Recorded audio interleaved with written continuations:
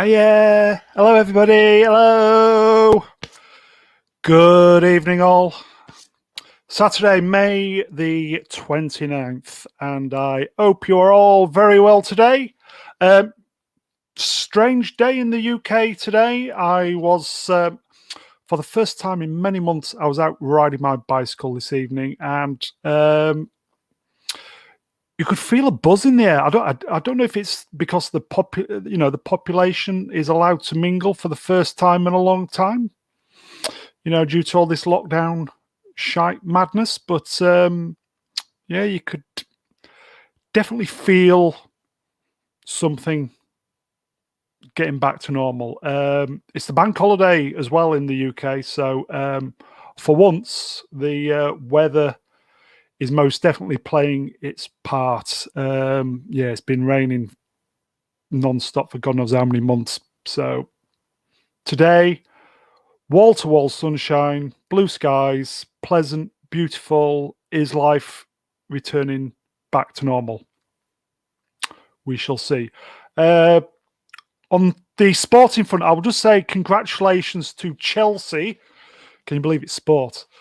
Who beat Man City 1-0 in the Champions League final in Porto. I know Jeremy Vine will be very pleased with that. First victory that 9 years ago they won the can't believe it's 9 years since Man City since Chelsea won the championship. 9 years, unbelievable.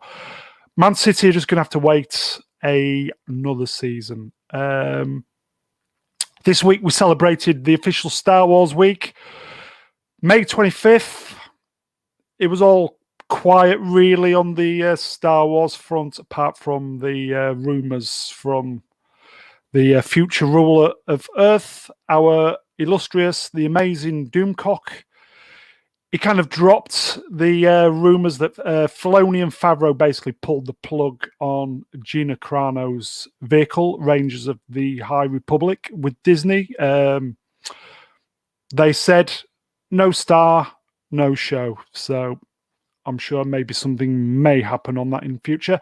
Second news from the Doomcock was George Lucas may be coming back with some of his own money and writing a trilogy. Can you believe it? Also on Star Wars, J.J. Abrams, the cinematic Antichrist, been all over YouTube with our American friends this week, like Gary and Doomcock and all those guys, Midnight's Edge. Basically J.J. Abrams admitted this week Disney had no plans for the trilogy. Can you believe it? We will discuss that in a bit. Again, on the Disney front, this week saw the release of the teaser trailer for Marvel's The Eternals, which is directed by Chloe Zhao. I think she's been banned in China, so that might be interesting. Was it me, or was it very, very underwhelming? Boring? Who knows? Shall we get the guests out? Okay, I'm just going to turn my camera off. I've said my hellos, and I will say my goodbyes on the camera front. So here we go. Oops, wrong setting. Just bear with me.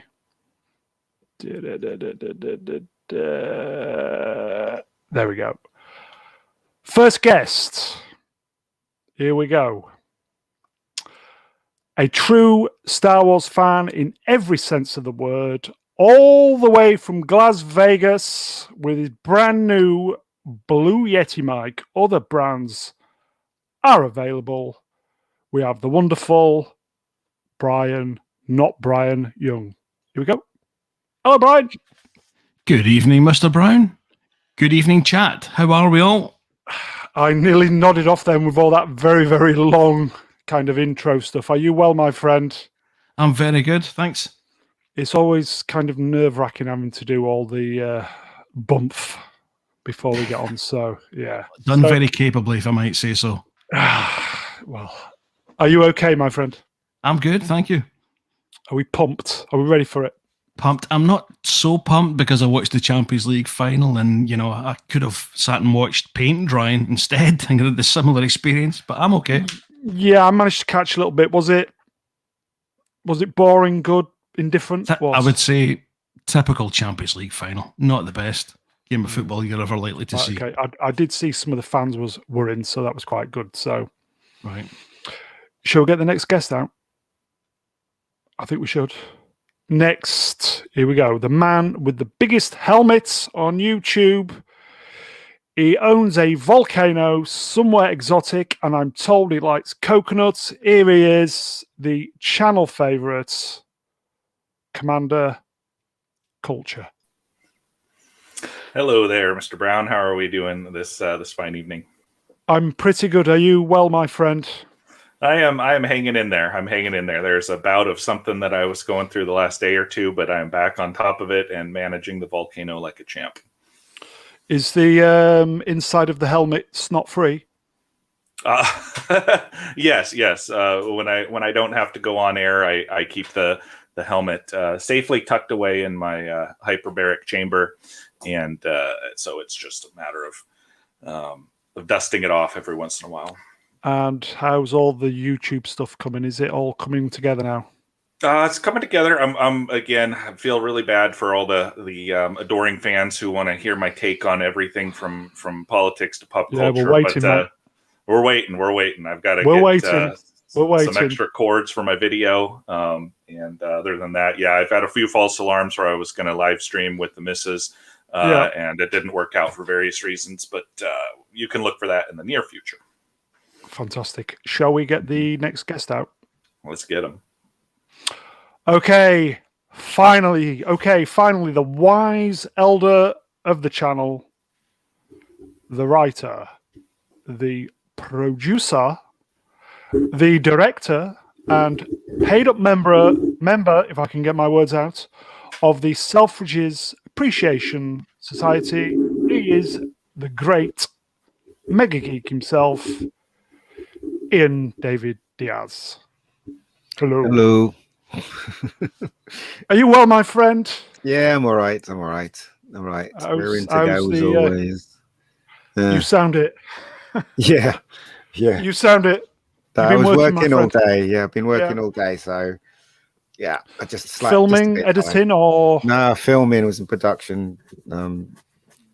Shooting crap as always, but it rolls in the money, so it's fine. Yeah. Anything you can divulge, or is it just work? No, it's just, if you find computers and live streaming, it's not something that's enjoyable. It's just somebody standing up there talking about their product for like an hour, and then you look at the audience and they're all asleep. So it's that kind of much thing. Like these streams. Yeah. Oh yeah. Yeah, much like these streams. So you're well, yes. Other than I'm fine. Work stuff. So okay. Shall we just quickly 90. talk about this guy? Yeah. Certain people of a certain age will remember this guy, Gavin Macleod, who died today at the age of 90. I remember him from The Love Boat. Any of you seen The Love Boat? Remember that in the 70s? Love Boat. Yeah, we've seen it.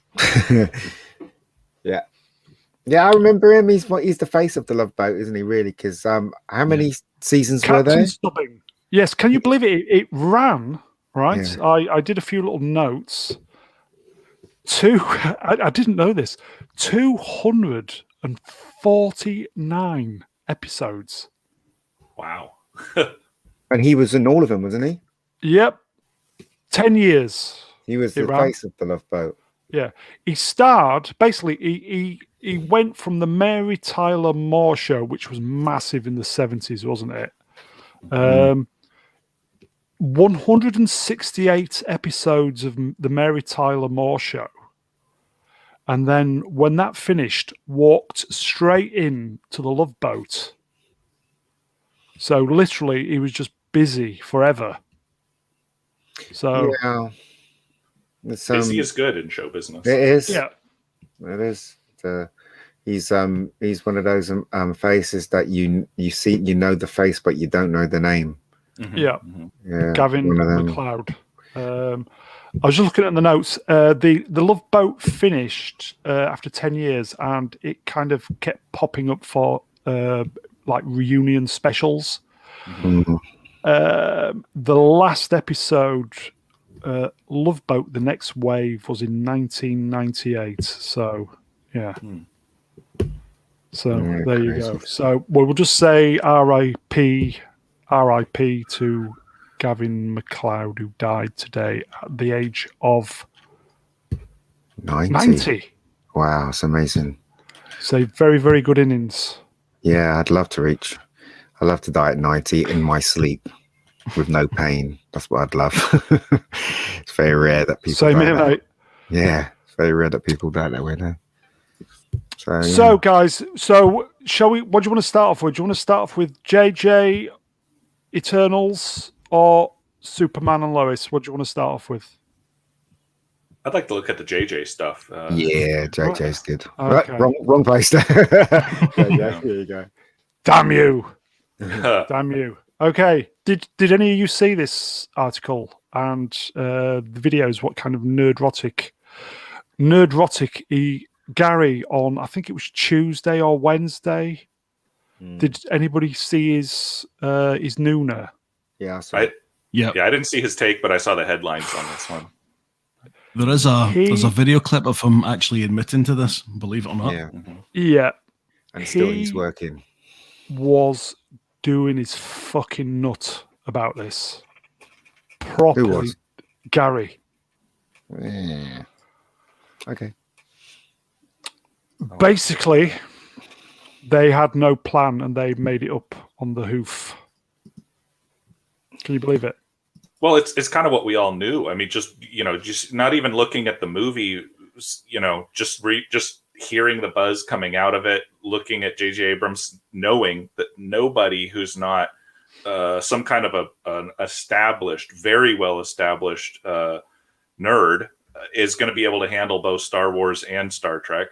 And the fact that he mishandled Star Trek before he got into this whole mess was like, looking at a car crash about to happen. And then, and everybody said at the time, they're like, this has no plan. All you need to do is watch that first movie. I don't even remember what it's called. And say, this is not going to work. They took so much established canon and just put it in the garbage can that it's divorced itself just as it exists from anything that could possibly be Star Wars already. And then it just sort of floats around in J.J. Abrams' little, mystery box style of questionable directing. And so now he comes out. I mean, it's kind of like somebody saying, the sky is blue. J.J. Abrams admitting that he needed a plan. I mean, they could have had anybody. I think that the studio should probably go back and sue him, to try to get their money back. But I don't know how those things work in Hollywood. Because you suing the studio. Wow. Well, no, I mean, you when you hand over $1 billion franchise to someone, you expect that they're going to take it seriously, not sit there and say, "Gee, I don't know what to do. How about what do you think, George?" And you just sort of wander off into the weeds and then throw something together on 8mm and call it a wrap.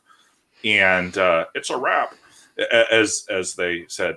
So I don't know. I don't know where to go forward with that, but hopefully you would think, and I don't know, you guys might know better, but that should be a career ender to somebody. I took $1 billion franchise. I didn't care what to do with it. And I just sort of bumbled forward because I have name recognition, neener.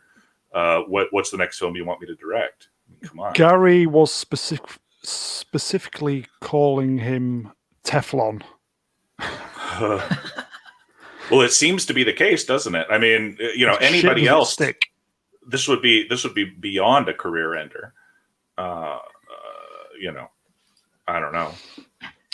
Brian, any thoughts on how Star Wars how it turned out in the end? It's pretty incredible, isn't it, to think that he doesn't have a plan? But I see in the internet, on Twitter especially, the defense is that Lucas didn't have a plan either. But what people seem to forget is that Lucas's trilogy, especially the original trilogy, was incredible. Now, whether or not he had a plan or not doesn't matter so much as the fact that it was fantastic and so many people loved it. But I think if you're going to try to then go ahead and emulate what George Lucas did, especially in those first 3 films, because that's what he tried to do, you need to have some kind of plan, for God's sake. Apparently, there was a trilogy kind of outlined by Lucas, and they just chose to ignore it. Yeah, was that the where he when Disney bought the rights originally? There was already something on the shelf. I think part of the deal. I read through this article before we came on, and I think part of the deal was Lucas would sell basically Star Wars lock, stock, and barrel, plus the outline for the new trilogy, and Disney said they were going to make it, or and they just turned the opposite way. I think there was a gentleman's agreement that they were going to make it. I think that was certainly George Lucas's understanding. And then, nope. Ian, what do you think about all this mess? Well, it's a shame that it's come to this, isn't it? And there's nothing they can say or do that will mend this great thing called Star Wars. And as far as I'm concerned, Disney Star Wars is not real Star Wars. And JJ and KK should be ashamed of themselves, because Star Wars means so much to so many people in this entire world. And as we've said in the previous live stream, Star Wars did change the world and change millions and millions of people the way they think. Some became film directors, some became sound effect people because of Star Wars, some became visual effects people. Companies were made because of Star Wars, TV shows were made because of Star Wars. There were thousands of rip-offs of Star Wars. Even India did rip-off of Star Wars. This was one powerful film, well, a trilogy, Empire and Jedi included, and these people, they just crapped all over it. So they should all be ashamed of themselves, all of them. That includes JJ, who's trying to basically, talk like it wasn't his fault, when there's no way he could have not have known what was going on, if you know what I mean. I will say the guy is very consistent, because I am a Star Trek guy. Don't get me wrong, I like Star Wars, but I am, kind of like back in the 70s, early 80s, it was always, are you Trek or Star Wars? And I was and am Star Trek. JJ ruined that franchise pretty much, didn't he, Commander? Absolutely. He abused a very elderly and sick franchise into non-existence, I would say. But I want to look at the positive here real quick. And that is, you mentioned that there was this Star Wars, Star Trek divide. And I felt like somebody who was kind of caught in the middle, of two divorced parents or something like that. Like, oh, do I go with one, do I go with the other? And what these cultural vandals have done over the last 10 or 15 years is to unite the fandom like nobody ever could have. If you're a Star Wars fan or a Star Trek fan, it doesn't matter. You've been abused, abandoned, neglected, mistreated, stolen from. And I want to point out, too, going off of what MegaGeek was saying, that, it's not just here to the listeners that we're like bitter fans or something like that. It's if these movies had come out, if Star Wars had come out and actually blown away expectations, okay, so Star Wars made $1 billion, whatever. They expected it to make $3 billion, $4 billion, right? And so it's not just us, the people who care about the story, who care about what the characters mean and what it did for us. Think about the investors. These people who don't give a crap about whether it's Star Wars or whether it's, some Goldie Hawn movie, they wanted to make triple their return. And these guys, J.J. Abrams, all the way to Kathleen Kennedy, literally took those people's dreams and aspirations, the capitalists, whatever, the investors, and threw that in the garbage. And I don't see how you can piss off those two groups, who are the only groups that would support a movie. If the movie had made $3 billion and we were sitting here pissing and moaning about it, it wouldn't have the same effect. But nobody was happy with this. It was absolute utter garbage from any perspective that you look at it, and yet these people still walk around, as Gary would say, Teflon style, just making movie after movie after movie. And this is why Doomcock's criticism of them as cultural vandals holds so true. They're empowered, just like the barbarians of the Roman Empire, to come sweeping through and destroy anything that looks Roman, and they're going to be cheered on. And it's like, this is sick. This is really, really, really sick. And, the only good news, again, is that we all are aware we're all onto their game now, to the point where they can come out and even say, oh, yeah, the thing was crap. We didn't know what we were doing, and we don't really care, frankly. Yeah, no repercussions either. Did you see... So, for instance, okay, I did listen to the thing he said, the video that was on JJ, right? He did not apologize at all. None of them are apologizing, right? So he spoke like he was apologizing, but he wasn't really apologizing. I kind of equate it to, a guy on the floor, and you're kicking him in the head, and you're going, I'm really sorry. I'm kicking you in the head, but I just feel like kicking you in the head, and like Glasgow on a Saturday night. Yeah, exactly. If it hurts you, then just a Saturday night. It's okay, But that's what I'm saying. It was they're not apologizing at all. Oh no, they're basically telling us what went wrong and accepting no fault, no repercussions. Yeah, responsibility. And so how can you have any respect for someone like JJ? No, or Bob Paycash or Paycheck, whatever I call him, and the rest of them. How can you have any respect for them? If you're a real fan of Star Wars, then you wouldn't support this. If you watch the shows, that means you're supporting it. And me, I'm done with it. Maybe I'll watch the Mandalorian if it comes back, but I'm done with Star Wars now. If it comes back, yeah. Just bear with me, guys. Matt Potts is here. Oh no. Welcome. Hello, Matt. Hello.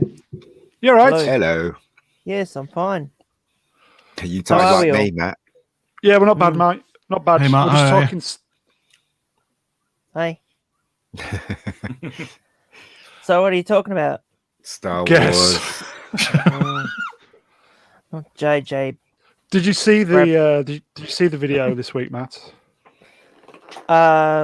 Video of what? JJ not apologizing. He's a cockhead anyway. He's just like that little short man that decides that he wants to be taller. So the only way he can be taller is if he could. Is if he can try and take down all the things that everybody loves, so that he can be a little big man. But really, he's just a tosser. Who with glasses and his head his head's shaped like a penis as well. God. That might work. So anyway, I have his Funko Pop, and I've always wanted to put a firecracker to the back of it and just send it off into space.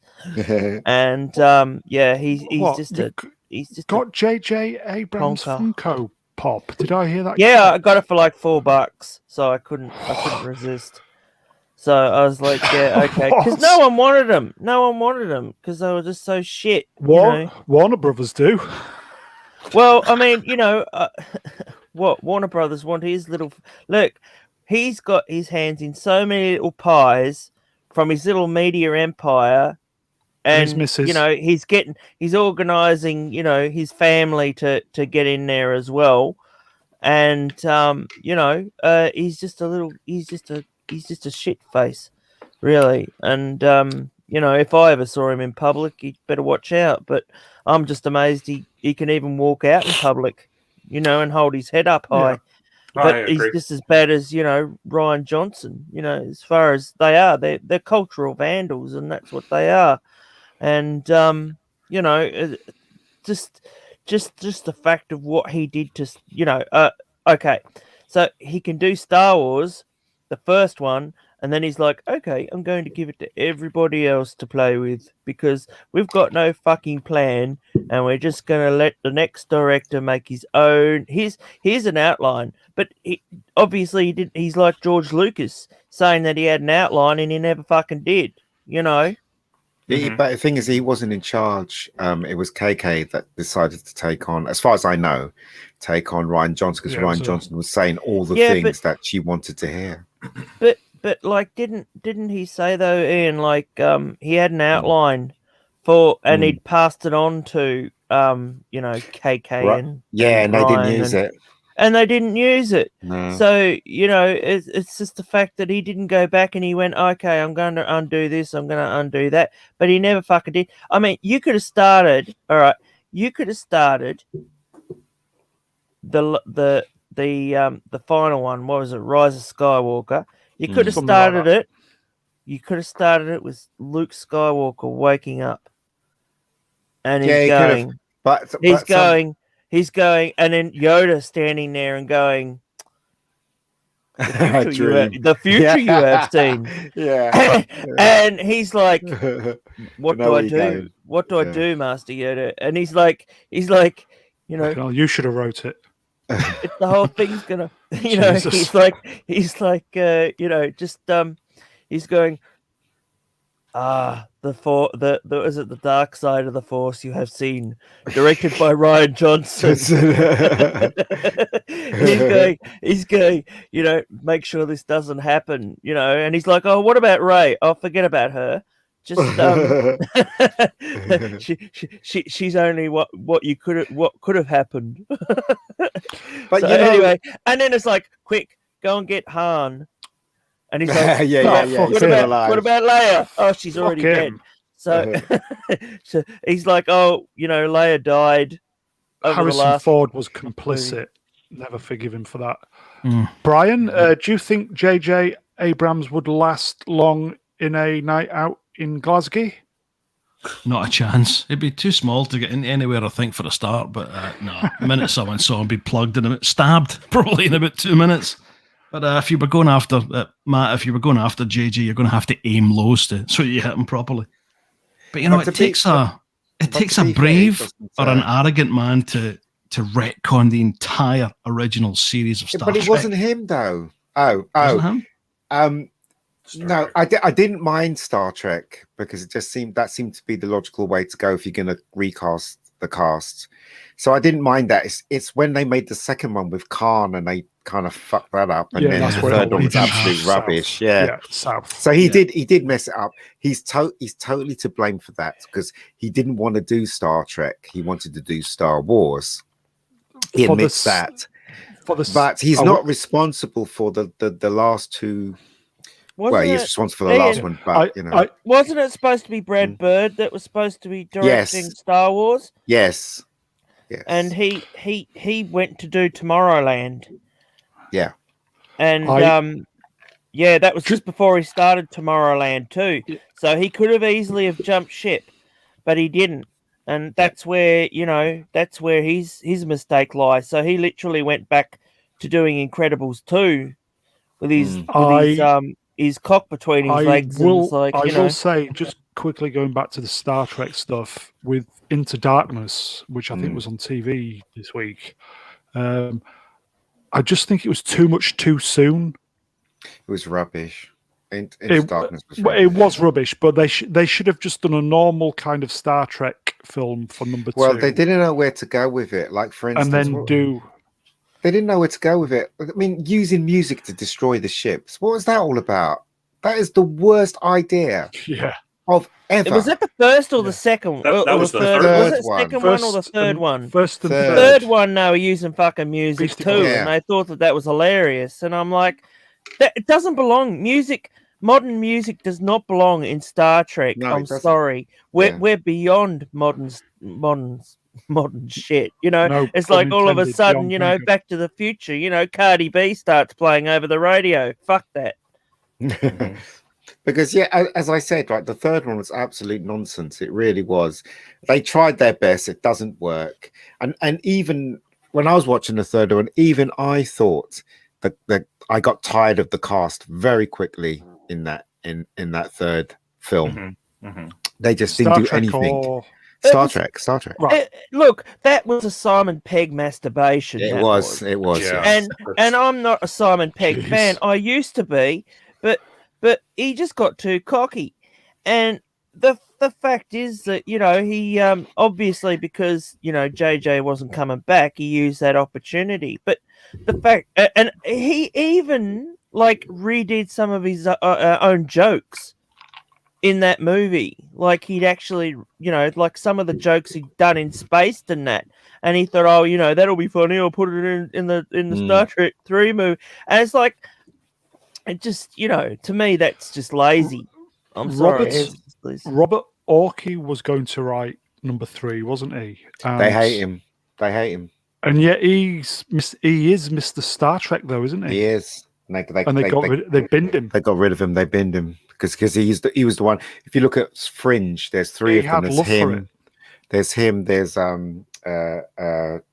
and who's the other fella that made Discovery? Who's responsible for Discovery? Oh no! Don't talk about Kurtzman. Yeah, so it's those 3 that made Fringe, but you can bet your bottom dollar that it was Orkey that actually had all the ideas and moved that show forward. I went to go and buy a Blu-ray the other day, right? I think it's called. It was set in like an end of the world sort of thing. Like there's an asteroid or something coming down, and it's about the people trying.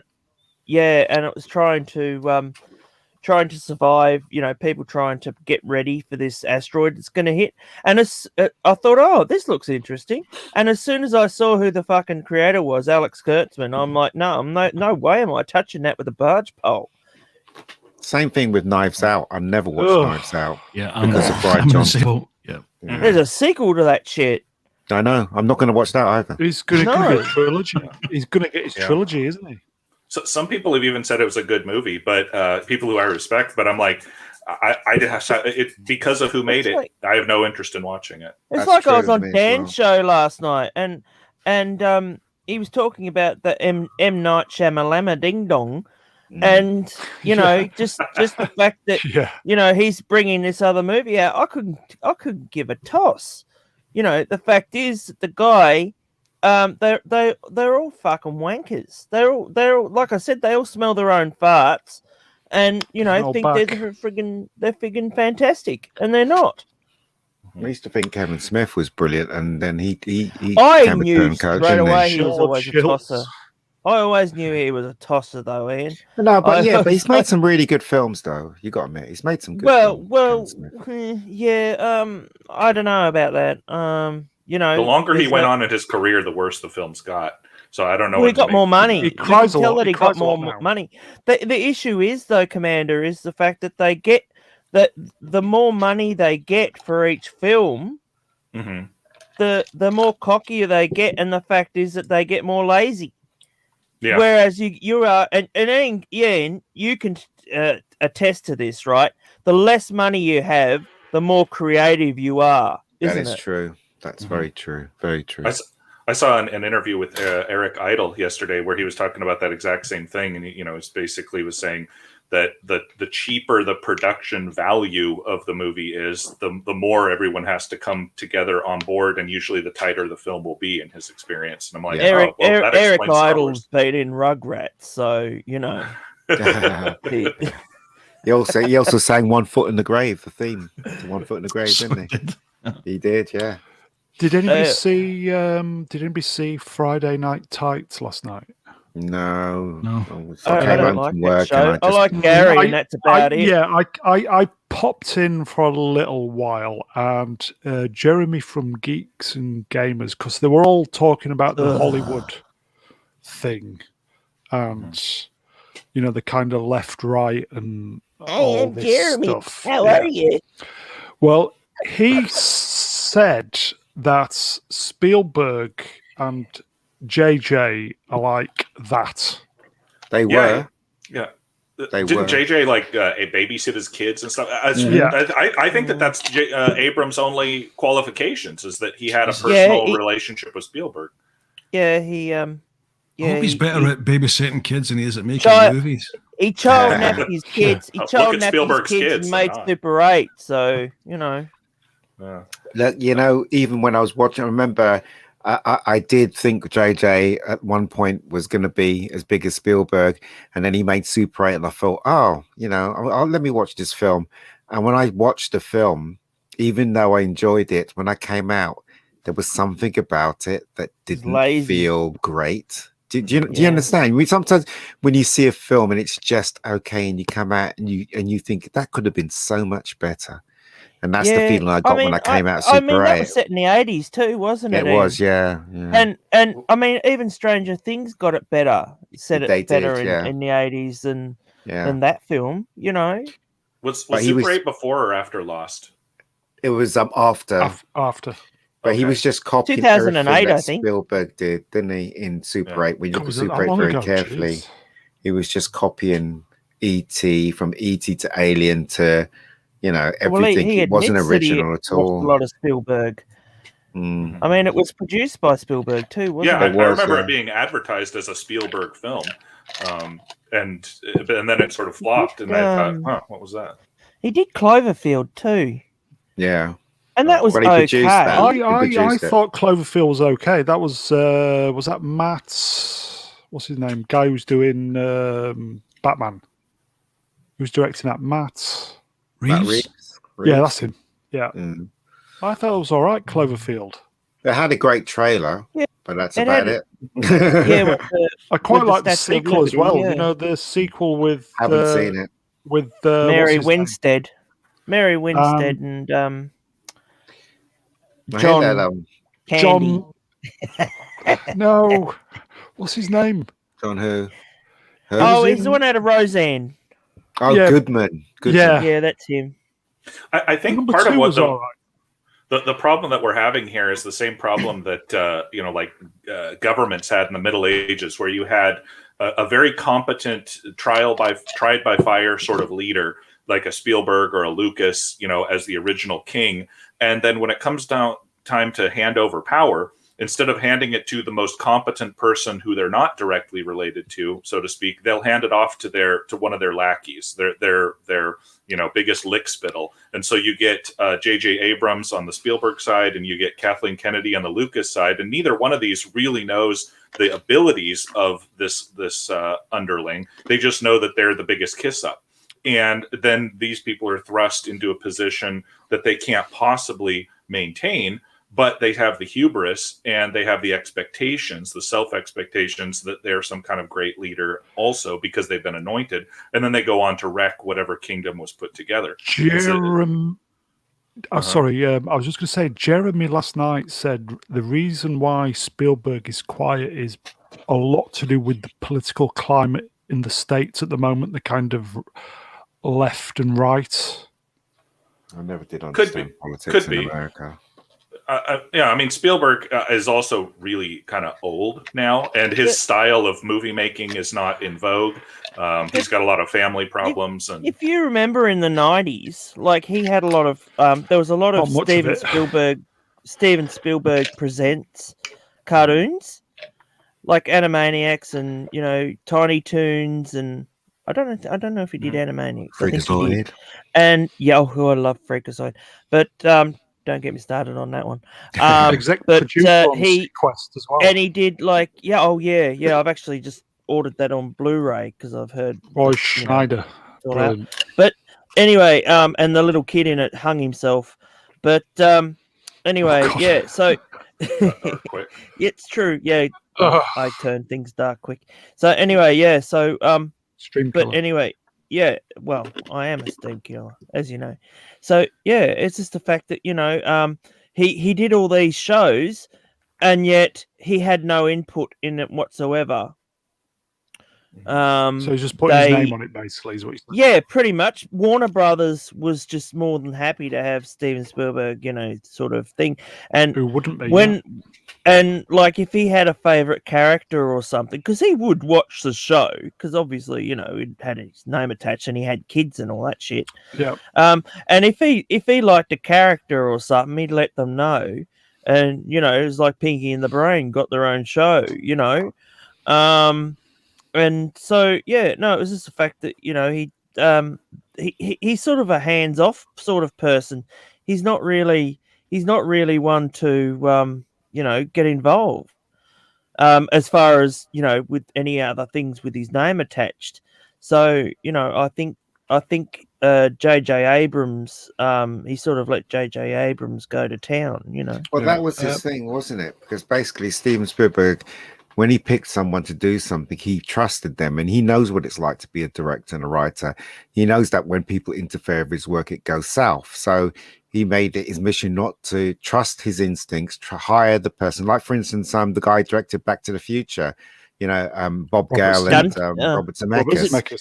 Yeah, so he trusted them, and then when they came to him and they said, "Look, we've cast the wrong person as Marty. We need to reshoot." Spielberg was like, "If you feel you need to do that, let's do that," and gave them extra money to reshoot because they thought that the guy they cast as Marty McFly was wrong. Was it? Yeah, Eric so Stoltz. Spielberg has a reputation of trusting people with their own mask, wasn't he? Yeah, with their own creation. So that's in the Fly as well. Did, Fly 2. Yeah. So, I mean, that's a good thing, really, in my opinion, to trust people that you've hired. Is it the one where she gives birth to a maggot? I think so. No, that's Fly 2. I think Fly 2 is the one with the dog, and the fucking dog gets me every time, even though I know it's an animatic. Just I'm not watching that. Oh, man. That. If it's got an animal hurting in it, no way. It's all right. Probably I just watched a Hong Kong flick, right? And they had and it's like it was made in the 80s, and it's got a chicken, has the chicken's head cut off, and they have little baby goats, and the baby goat gets murdered straight after, and it's literally the same goat.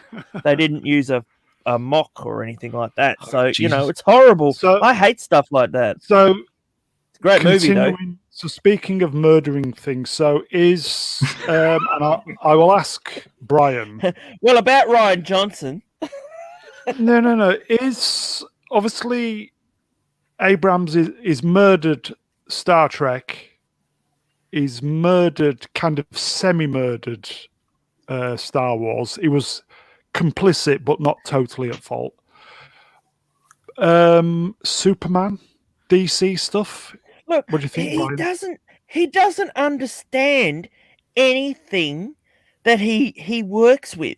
He doesn't understand it. He doesn't understand the fans. He doesn't understand what made it work in the first place. $500 million, mate. Yeah, what's that? He's $500 million to take over DC. He's been given, hasn't he? That's his contract. Yeah, but that's what I'm saying, though. But he doesn't. It's all just a money thing for him and his company. It's almost a case of failing upwards, I think, in Hollywood at this point. I mean, when you look at the damage he's done to the Star Trek franchise and then Star Wars, you think, for God's sake, don't give him anything else unless someone else is writing it at the very least. And yet he's given carte blanche to go and. I remember a lot of people. I mean, I liked that first film. I thought, okay, he understands that. Which film was that? The first Star Trek film that Abrams did. Yeah. Because he had to have something that would link the original series to that series that people were familiar with, because he had an entirely new cast, and he's like, okay, got Leonard Nimoy's blessing, and Leonard, and so we kind of knew that was in good hands.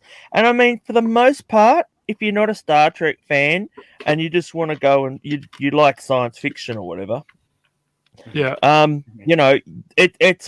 an okay movie. It's full of action, which it was a bit dumb with the plot, but but it was okay. He worked with Nimoy before on Fringe, so he knew Nimoy on Fringe. So it was easy. Yeah, so it was easy for him to get. That was Nimoy. A good show. I liked Fringe. It was. I liked Fringe. But the thing is, though, I did like the way he was dealing with Star Trek, and who knows, it might not have been his original idea that whole concept. There might have been somebody else's idea and he just adopted it. But I did like where it was going. It seemed to be the logical way to go. If you're going to recast Kirk and Spock and stuff, seems to be the logical way to go, to have another universe connected with the other universe, which is.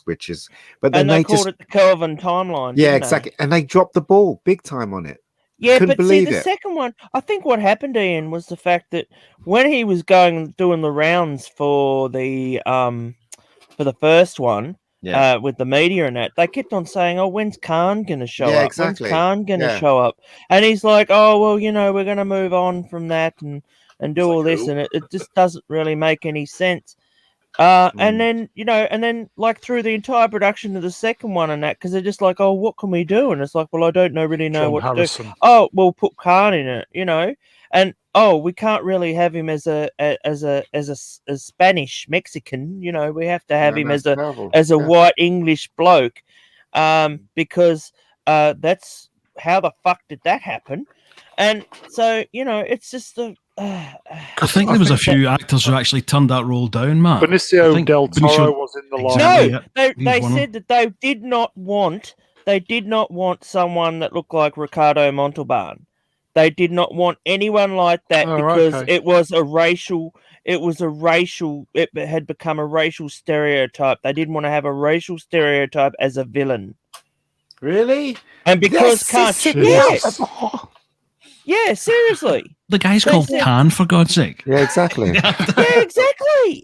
The horse is bolted. And he'd never been played by an actual Indian or, Hispanic person, so why not make it real? 5. Yeah, they could have had some fantastic actors doing it, but they just went and got, because they're like, "Oh, we'll get Benedict Cumberbatch. He's really good in Sherlock. Let's go and get him, Let's get Mr. Cucumber." Yeah. And he's a nice bloke. He was totally. You got to agree, Ian. He was totally miscast in that role. Of course he was. It was only for the name, Totally. And that stupid chase they had on the it was like another Super Mario film. Brothers. Yeah, it wasn't Star Trek. It wasn't Star Trek. And do you know what made me laugh? Spock ran out the ship and he ran after Khan and they did all these stunts and everything, and then Uhura goes, "Beam me on the ship." Why didn't he just freaking beam him on the ship instead of chasing after him? Right. And as far as goes stupid, he rings up Spock rings up fucking old Spock and says, what about that Khan guy? And he's like, you're just like, are you fucking joking? Bad apple, that one. Yeah, stupid, isn't it? Well, Mr. Brown, you saw Benedict Cumbersnatch. What can you expand upon that? The story is when the BFI had a 10-minute sneak peek of Star Trek Into Darkness just before Christmas of, I think it was 2012. Right. I'd put something on the Star Trek Facebook page. I think I'd sent a message through Messenger saying, "I'm an old bastard. I love Star Trek. I'm very excited about this. Could I come to the screening?"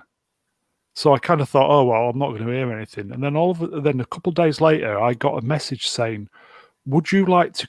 Well, in fact, I got a phone call actually. This charming young lady said, "Would you like?" I think she worked at Paramount in London. She said, "Would you like to come to the BFI screening and speak to all the?" I think JJ's right hand man is producer. I think it was Brian somebody or other. I can't remember his surname. Was there plus all the bad reboot crew. She said, "Do you want to come to?" It's on Friday morning, 8 a.m. It's early, or 8 a.m., 9 a.m. or something stupid. Benedict Cumberbatch is going to be there, and I said, "Yeah, all right then." Did you say your Access Media? No, I just said I'm just a fan who's looking forward to the new Star Trek film. Okay. And I got a phone call saying, "Come down. We love stories like yours. That's come brilliant. down." So, were you starstruck at all? Yeah. Yeah, I know the feeling. I saw Dev from Coronation Street in Euston Station in 2003, so I know, I know how you feel. I got to the BFI and I got a Dev from Coronation Street. Can you believe it? Yeah, dude, who I've met would be fucking blow your mind. So, well, we'll get to that in a minute. I'm just kidding, Matt. We got to the BFI and I walked in. I got the overnight coach from Leeds, so I'd been up all night. I was knackered. Right. Got to the BFI in London, and it's nice down there. It's a massive screen. I went all the way back because I was on my own. I went all the way back to the back seats. You know, I think last but one row, just waiting. And then Benedict Cumberbatch and his entourage walked up the stairs and literally just sat straight. Entourage? Yeah. Ugh. Right. This woman and this bloke, and he sat behind me. And I just got talking to him, and I was speaking to him for about 15, 20 minutes. Oh, you're talking to Benedict. All right. Yeah. And I got pushed by Jerry Lewis's entourage. That's all I saw of him. He said he hadn't seen any of the previews or anything, so he was very excited about seeing it and blah, blah, blah, blah, blah. So, when was that, Matt? The Jerry Lewis thing? That was... let's see. Let me think. Was it about 2010? 11? No. It was about 2002, 2003 because he had a show at one of these casinos, and I was down in the pokey room, and it was near the entrance. Hollywood Jerry Lewis. And Hollywood Jerry Lewis. And anyway, he come out. And I didn't even know he was there. So he could have walked through and not even been noticed. But all his entourage and that were pushing people out of the way to make room for him. Right. And I know that he had a show there at the time at the night for a few nights at this casino. But, you know, and I was with my mum at the time, and I just turned on and I said, "Mum, that's fucking Jerry Lewis."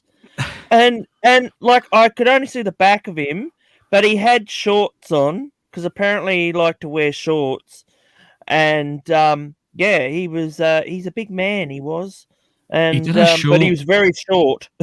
Right, he did a show around 2010, 2011. I used to live in Melbourne, and I couldn't get tickets for that. And I used to love his films from years back, and I was gutted that I couldn't get to see him. I almost had a fight with Clive Owen in Cannes. He loved going to Melbourne. He loved going to Melbourne. Really? He was in Melbourne all the time, doing shows. But he was to me. I was like, "Sorry, what was that?" So I almost had a fight with Clive Owen. Yeah, so basically we got invited to this party, right? And we went to this party, and there were loads of stars there. And I was some. Who's that scary guy again that was in Dare Hunter? He's been in loads of films. Christopher Walken. Okay. Christopher Walken was there. Oh gosh, there was loads. I can't even remember them now. Anyway, so they had an upstairs and a downstairs. No, Shatner wasn't there. Upstairs and a downstairs, right?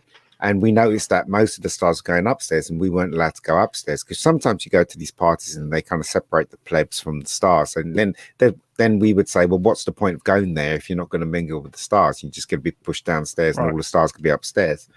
Anyway, my friend I was with, she got invited because she's very pretty, so she got invited upstairs. She was laughing at us from upstairs, looking down at us. So I was just standing there, right, with my friends, and he comes barging through and pushes me out the way. And I just basically said to him, "What the fuck do you think you're doing?"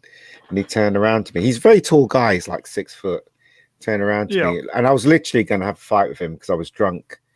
And my friends kept saying, "Do you know who that is? That's Clive Owen." I said, "Give a fuck who he is. You know, why did he push me out the way?" You know, that kind of thing. And then he just looked at me, right? We were good. The way I remember it, because I was drunk, is that we were definitely going to go. You know, just have a fight. But that's the way I remember. But a lot of my friends said that he was going to try and fight me, but some of the people kept him back. And I was just drunk, so there you go. You imagine that, though. That would have been really cool to have a fight with Clive Owen. That's just don't worry. That's just on like Clive Owen's career. That has. That's a cover sometimes. I think for some guys, they've got the security. Here, lads, hold me back, stop me from fighting here. He's an actor, for God's sake. You probably killed him, Ian. Well, you know what, right, mate? There's loads more stories that we almost got run off the road by Antonio Banderas and Jerry. What's her name? What's the woman that she's married to? Melanie Griffiths. Melanie Griffiths. We were driving down the road, right? And Antonio. He wasn't driving, but his driver was driving. They're in the back, and they sped past us, and they kind of bumped our car. My friend Anthony was driving. He got really pissed off, and so he drove really fast to see who was driving. And then when we caught up, we saw it was Antonio Banderas. Lucky Melanie Griffiths was laughing in the background. That's lucky it wasn't Matthew Broderick. Oh God, yeah. I nearly crashed into Julia Gillard. Oh really? Outside Tullamarine Airport. I had a little hairdressery sports coupe, and I was giving it plenty down this road, and hit the brakes at its roundabout because it was a kind of almost like a. Julia Gillard. She sounds important. Ex-Australian Prime Minister. Oh yeah. Okay, I knew that's who you meant. Yeah, I was giving it plenty down this road, and her entourage came around this corner, and I missed her by a ball here. Crazy. Right? I was in my local Coles once, and Pauline Hanson turned around in the corner of the fucking bloody. I've got loads of stories like aisle that in my face, and I'm like, "Oh my God, what the fuck are you doing here?" Because this is Tasmania, mate. I'm like, she's in fucking Queensland, and I'm like, chopper country. Like, yeah, and I'm like, fucking hell, what the hell? I met Mel Gibson. There's no Aborigines here. I met Mel Gibson in Fulham Road Cinema. I remember that. Oh, awesome. Me and my mum. Nice guy?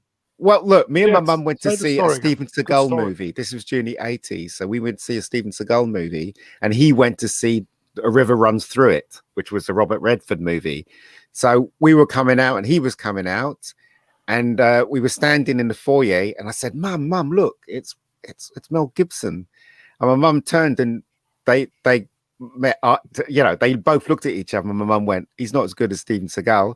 And Mel Gibson looked at us, and he did that thing as a cartoon did, which slapped his head like that and walked out.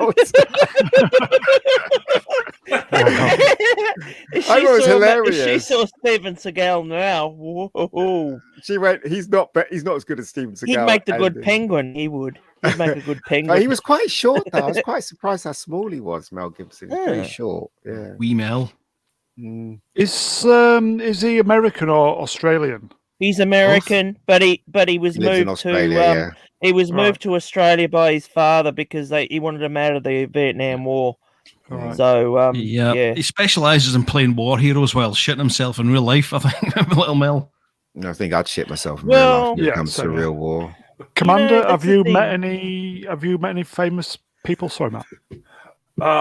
Yeah, I've met a few, usually the boring political type people, but the one that I'll tell you guys about, because he's speaking about getting the fights with celebrities, is my brother and I almost beat the shit out of Rod Stewart.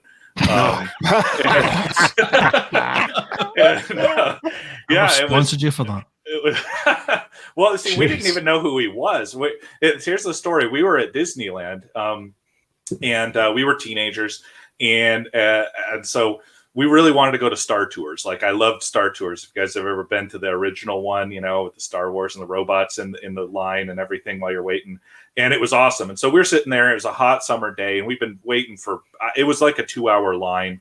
And we see way back at the end of the queue, there's this, like, I don't know, this like 4'9" wig and this tall Scandinavian woman who were kind of like pushing their way through everyone. Claudia Schiffer, wasn't it? And we're like, I don't think it was Claudia Schiffer. It was some other woman he had at the time. And so we're like, what the hell's going on? Why is this guy cutting in front of everybody? And this goes on for about 15 minutes, just glad handing everybody and then kind of coming through the line. And we're like, it didn't occur to us, this is LA, there's going to be celebrities around. We're just like, who the hell is this guy? You know, we're not letting him get past us. And he got closer and closer and just sort of mumbling this and that. And my brother and I, you know, we sort of like, you know, put ourselves shoulder to shoulder. And my he's 6'1" and I'm 6'4". So, you know, we're tall guys. We're not, you know, letting anybody go through. It was a line. Very big. And we're big. It's in the genes. And so don't fuck with the commander, everybody. He's a big boy. Just as soon as this guy comes up to us and we're about to say, hey, you're going to wait in line like everybody else. I don't care who the F you are. My mom, who's this little tiny thing, was standing behind us. She grabs both of our arms and kind of yanks us off balance. And she whispers to us, that's Rod Stewart. And you know, both of us, we're, you know, teenage American kids. We're like, who? and while we're trying to figure out how my mom pulled both of us off balance, he like walks right between us and through and starts glad handing the other people. And we're like, what, Mom? Why did you do that? We were going to beat him down. She's like, he's famous. And we're like, oh, okay. And it turns out like by the time this had happened, we were right at the door to be let in. And so they let people in. Yeah. And so it's my brother, myself, Rod Stewart's lady, and then Rod Stewart. And we're sitting there on the ride enjoying it. They didn't seem to enjoy it all that much. They just sat there kind of stone-faced and bored looking. And I couldn't enjoy it because I was trying to figure out what made these people famous. But, is her name Penny something or other? Penny Lancaster? Yeah. Let me whoever he was dating or married to in about 1996. So I don't know. I accidentally bumped into Ron Perlman once, and the first thing I said was, "Oh my God, it's fucking Ron Perlman!" And he just looked at me, and then he went off to his car. But he's a fucking big dude. He's like over 6 foot. He's fucking massive, and it scared the fuck out of me because his face is just as ugly as on TV, you know.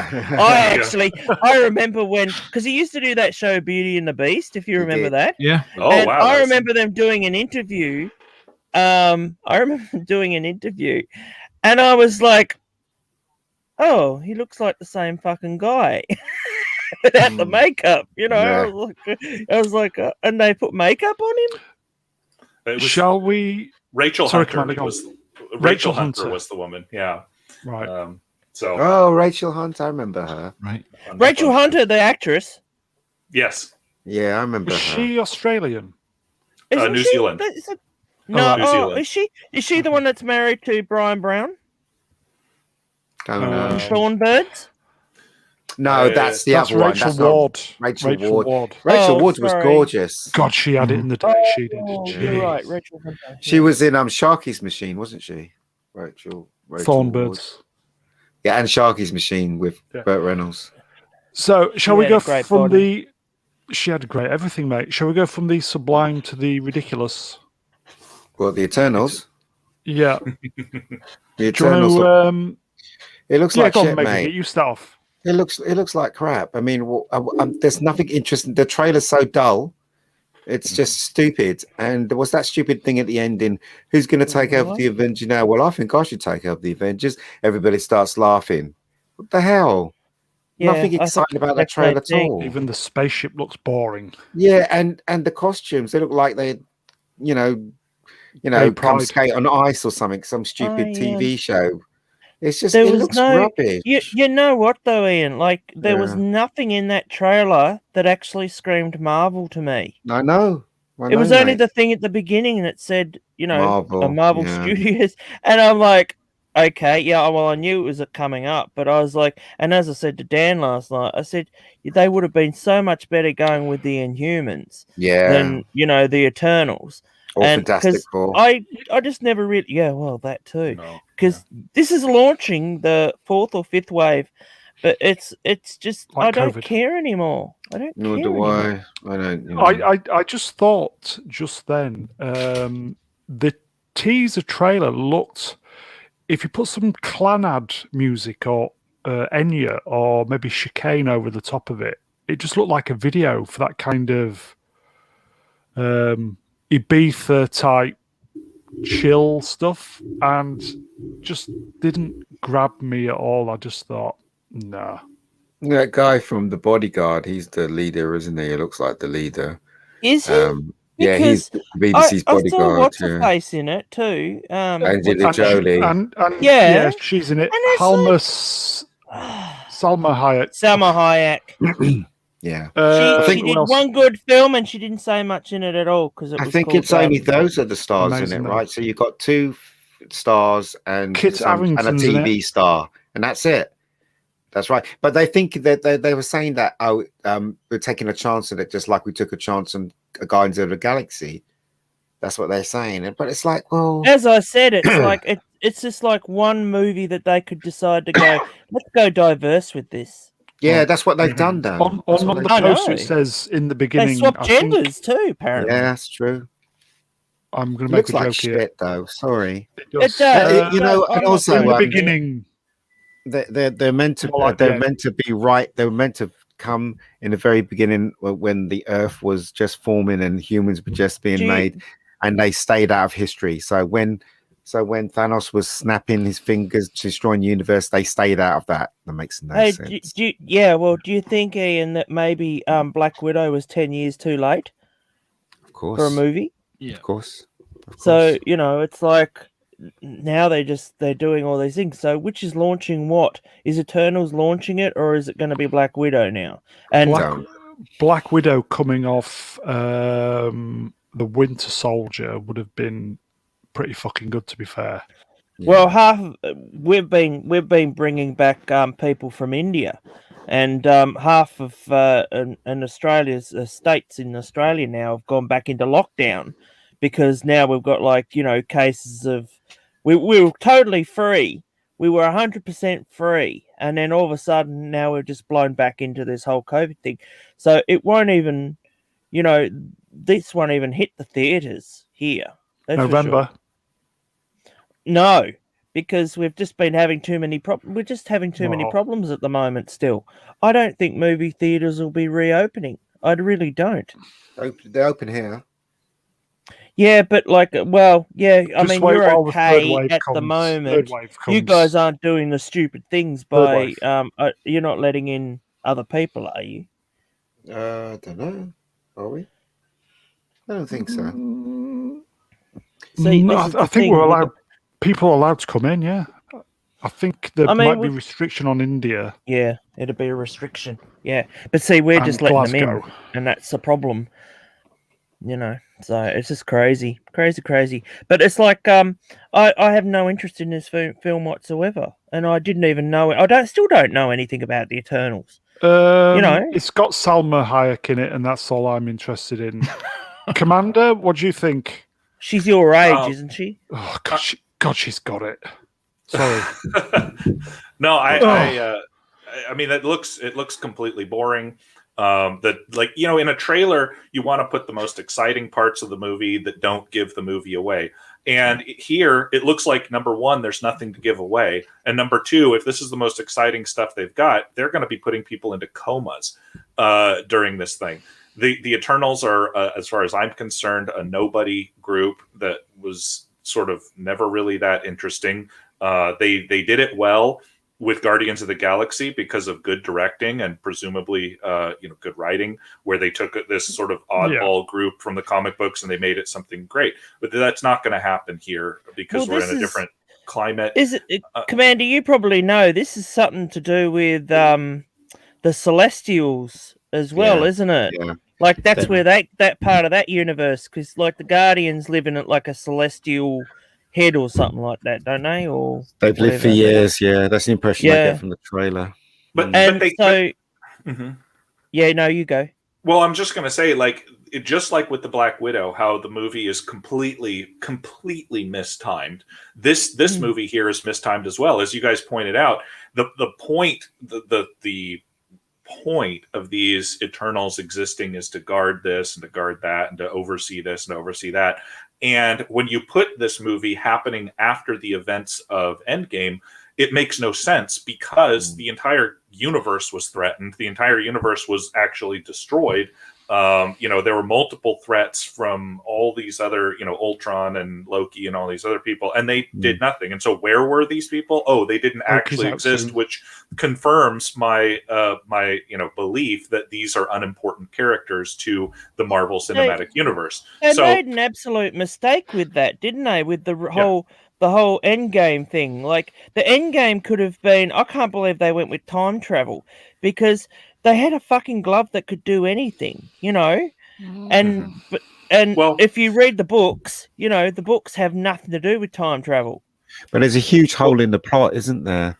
Because somebody said it on YouTube. I can't remember where I read it. It said, okay, so Thanos wanted this snap so he can save the universe. So get rid of half the universe. Therefore, there'll be plenty to share. Why didn't he just use the glove to create more food and more planets so that more people could survive? Right? Well, that is a huge plot. A hole in the plot. The thing is too, Endgame, like right? The thing is too, in the comic book, it literally, the snap happened overnight. It was like, within not even a day, they were back to normal. But in this, they decided to take a 3-year gap. I think it was 5. And 5. And rather than reboot it or, go back and, pretend it like it didn't happen. So people weren't aware that they were, they'd gone into the snap in the comics. They just, the superheroes were knew about it, but not the actual, people on Earth. And so, I was really surprised that they went that way. And I'm like, please don't, because I didn't know it was a time travel story. And I thought, please don't let this be, please don't go into time travel, because that's just going to fuck everything up. It just doesn't make any sense. It's just going to go down a hole you don't want to go down, Matt, so I'm assuming you've read it then. You've read the comic version. Yeah, the Infinity Gauntlet. So how did they solve that problem in the comic? Briefly? Literally, the superheroes fought Thanos, and they literally just, it's like the battle at the end, the battle at the end of Endgame. Yep. It's literally, they fought him because he'd gotten rid of some superheroes, just by snapping at them. Yeah. And, they were trying to prevent him from trying to do this by getting rid of everybody. But, he was, it was a little bit, they'd sort of dug themselves into a hole, because it was going a different route, because he was doing it all for the love and affection of Lady Death, who he had an affection for, because for some reason he couldn't die or whatever. And so anyway, it's a little bit convoluted. How did they get rid of him? Well, they literally fought him, and they got the glove off him. So it was like the Infinity War, where they actually got the glove off him, and then another guy got the glove on, not Iron Man or anything like that. His name was Adam Warlock, and he decided he willed everybody back, and that's what happened. And they pretty much, and they banished Thanos. Thanos didn't die; he was banished, and that's how they got through it. And so, and then everybody came right, and everything was all right. And then they said to Adam Warlock, well, you've got the Infinity Gauntlet. The Celestials got involved because they're still around. And they said, this is a too powerful weapon to have. And so he said, okay, I will separate all the gems again, and I will decide on who to give them to.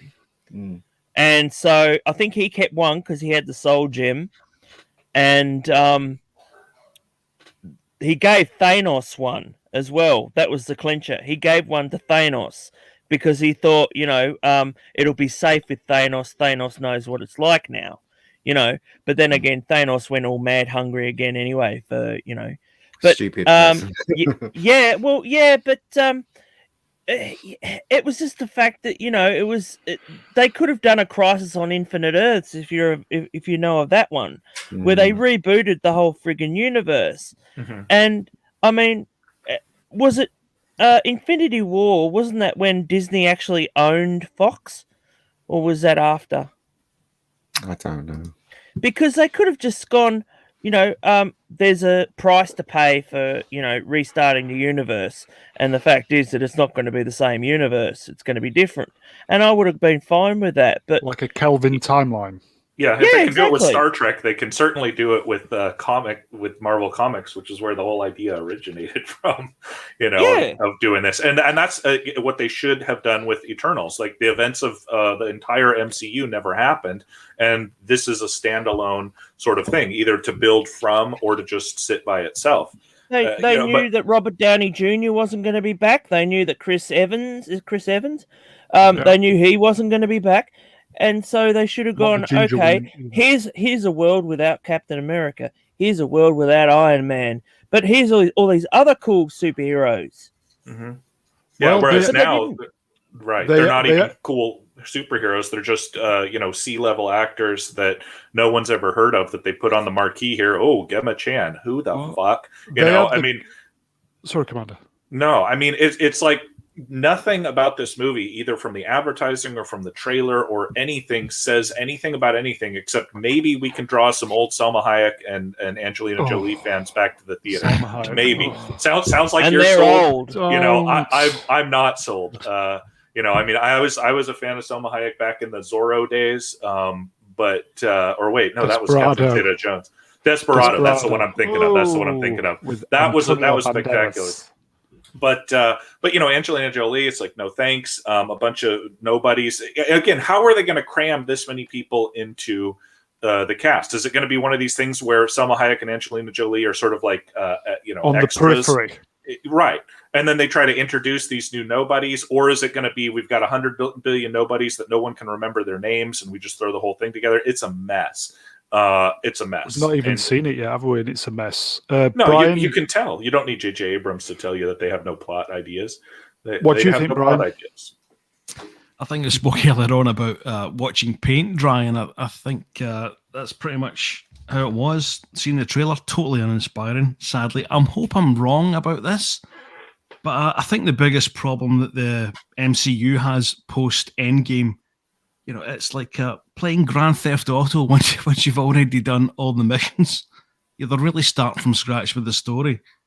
So it'll be interesting to see what it takes, but I don't know. I think they might have been better off just giving it maybe 5 years without anything and then maybe rebooting or doing something. I cannot see anything positive. Well, that wasn't the duration of the snap, 5 years. I think there's maybe another snap required on this. Like I said, in the comics, it wasn't even overnight. It was like, it was a non-event. And see, they've got them dug themselves into a hole now because, they even included it in that stupid... They included it in that fucking WandaVision as well. It's like, you weren't there during, the 5 years. It's like, you don't need to put people through this for like 5 fucking years. You didn't need to. It was just totally within Iron Man's power to just go, I'm just wiping everything, but there's going to be a cost. I'm going to lose my, any chance of me being in this universe again or whatever, I'm probably being hypercritical here, but even when you look at the poster, it's pretty uninspiring. Even composition, the lot, it's Jesus Christ. Can I phone it at this point? The spaceship's shite. It's like kind of... They call it vessel. Empty vessel. They've given up. I mean, I think they've given up. Honestly, it really does seem that way. They had a budget.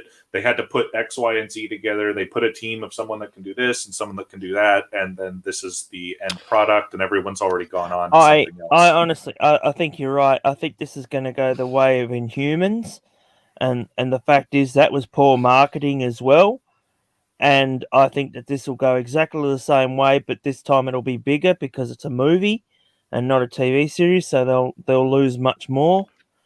Directed was Inhumans the one with... Sorry, Mr. Brown. No, go on. Was Inhumans the one with Ramsay Bolton in it? Yes. Yeah, that one. He played the villain. Was that cancelled? Yeah, it didn't even run a few episodes. Yep, it was pretty bad, and it was pretty bad. It was pretty bad, and like I said, it could have been a greater thing than Eternals. Look, Inhumans is much more well known than Eternals, and it was created by Jack Kirby and everything. So, they probably would have had a better chance at that than what they got. But they're just missing the mark now. They're just yeah. I'm just going to say on behalf of the viewership and I think that everybody's been out to the pub because everybody must be just rolling in from the pub now because the viewers are going up. Which has been pretty dead, hasn't it? Yeah, because normally there's a certain hardcore group who are on this, and I do think everybody is out enjoying themselves, which I don't blame them because nobody's been allowed out for a year. So, yeah, I don't blame them. So, anyway, moving on. Moving on. Go on, Commander, save it. Oh, God. No, there's no way to save the Eternals. I mean, in any conversation thereof, it's just a disaster waiting to happen. I don't care. Yeah, we're probably giving it more buzz than I don't think nobody the does. studio. So it's nothing. I'll just say hello to MC. He's been to the seaside for the day. Hope you enjoyed that, mate. Cockney Spock is in. Hello, mate. Who else is here? Is it down in Blackpool, MC? Isn't the Blackpool the seaside in Blackpool? That's not the seaside. That's Purgatory. Who else is here? Not Brian Young. We've got a replicant, not Brian Young, in the chat. Can you believe it? Matt Pott is in the chat. Mr. Brown Alliance is in the chat. Basically, no fuckers in the chat. So apart from I'm in the fucking stream. What are you talking about? I'm talking bollocks, mate. So are we kind of thinking, hello, PCAT. Yay, PCAT's saving the stream. Hello, mate. We can get some energy from PCAT. I think we're doing pretty well. What are we on to next? Are we saying then, peeps, that Eternals is dead on arrival? Yes. Yes. I'll be very surprised if anyone goes and sees Deader it. than my sex life, then, is what we're saying, yeah? It's going to go the same way as X-Men Dark Phoenix. It's like people... I never saw that film. I was looking forward to that. But the thing is, they've done it so many fucking times. That's all they go to. It's like, they did it in the original movies, and then they did it in the reboot movies, and then they did it in the cartoon, and it's just one of them stories where you just go, fucking, just leave it. I think the Dark Phoenix will be remembered as kind of a franchise killer and a really ugly looking period. Well, Apocalypse wasn't it? But Apocalypse was almost a franchise killer. Almost, but then Dark Phoenix came along and it was already dead. But this will be remembered, I think, more as the second reboot of the Fantastic Four, which nobody even remembers existed. It's just one of those things that comes and goes, and people are like, I don't even remember that happening. I can't see it doing that. PCAT says zero interest in Eternals. We'll just watch people review it and mock it. MC Dark Phoenix was terrible. I'm just going to say, and I say this many times, a stream is nothing without the chat. And tonight has just illustrated that. So cheers, guys. What are you saying? The energy. As I always say, we all can talk bollocks until the cows come home. But there's an energy that comes from the chats, and that's all I'll say. This is true.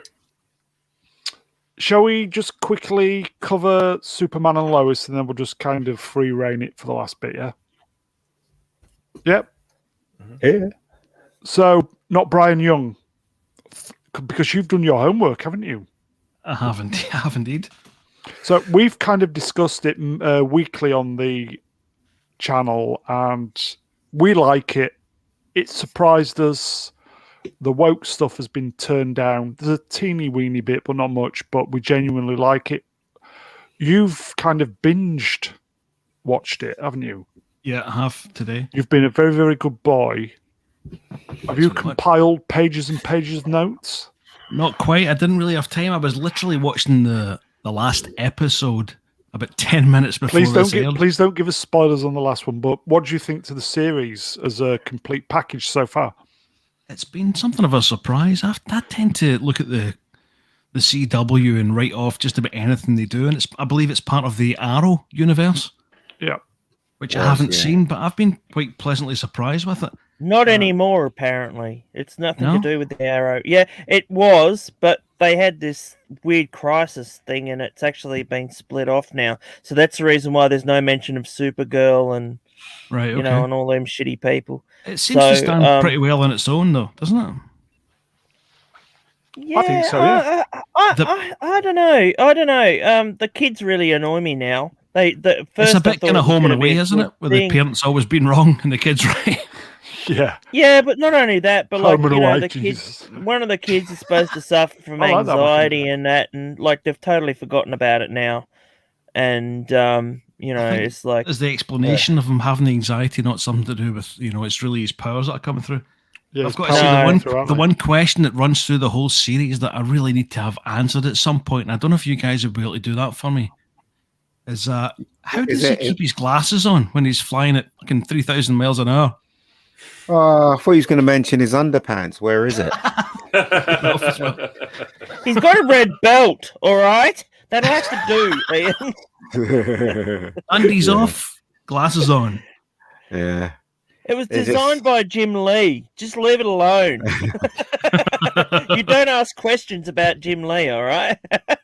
You'll end up somewhere. I do like the show, but concrete shoes. I think these two are they're not cast well. I don't like the guy who plays Superman. He doesn't look like Superman. And Lois, girl plays Lois Lane, needs a good meal. Those two don't work. I was trying to work out where she was from. I was trying to work out where she's from. She is a good actress.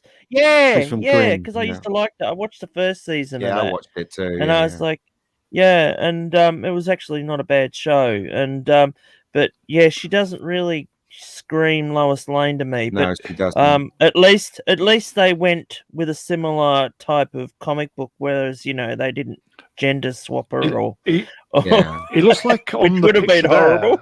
It looks like on the picture there he's wearing a knitted Superman. There's something about that in a wristband missing. It needs something else to finish it off, doesn't it? Yeah. Knitted cuffs.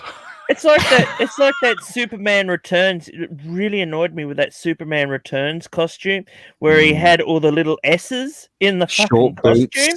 Even on the boots, there was little S's on the boots, and I'm like, what? Fucking stupid. And the red was off. It was more darker, and the S on his chest was too small, and it was like it was designed by, I don't know, some really flamboyant gay guy.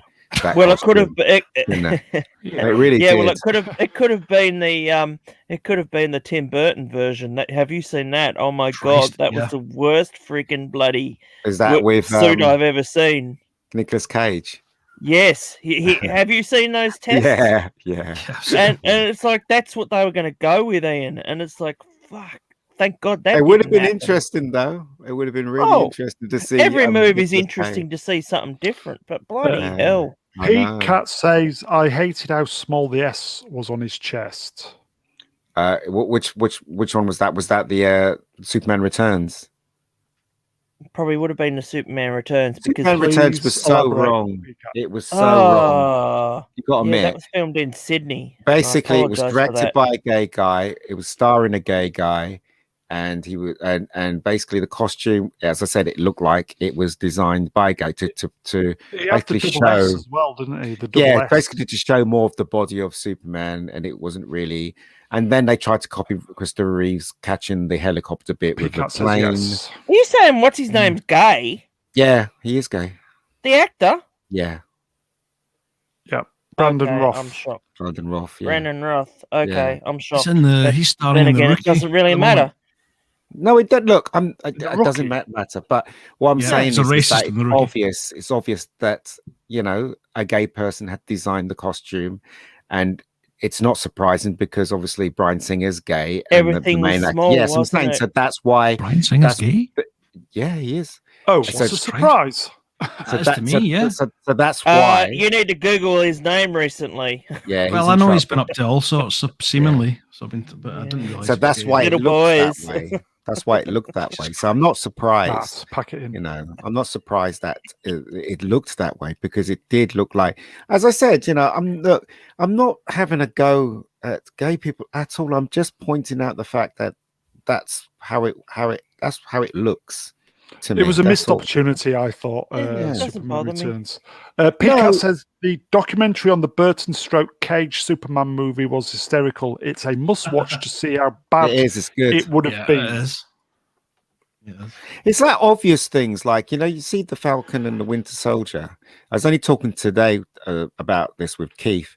I mentioned in the live stream that Bucky fancied Falcon's sister, but yet Falcon's sister wasn't any Halle Berry. She just looked really ordinary, and it's like, okay. I just think he was desperate to get laid, because Why can't you fancy someone that looks ordinary? Why do you need to?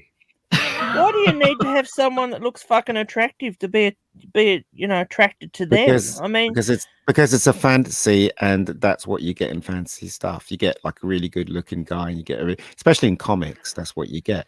So for me, that didn't work for some reason. But it's just me, though. You know, it is. Call me what you will. Commander, is your good lady attracted to your helmet?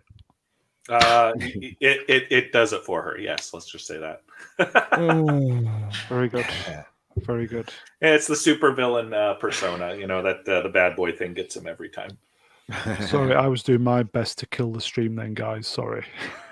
As I said, I'm just saying, you know, a lot of people don't say what's on their mind, and sometimes maybe they shouldn't. Maybe I shouldn't have said any of that stuff, but still, I said it. So no. I don't see anything wrong with what you said. I mean, you're exactly right. I mean, the fact is that Bryan Singer totally fucking dropped the ball on that Superman Returns.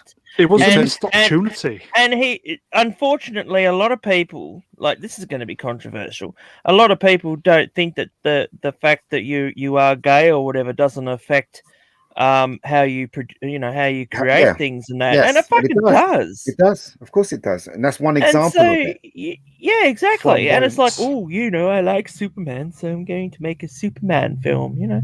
And it's just like, what the fuck is this shit? You know, you're going to put him in a dress or whatever, you know.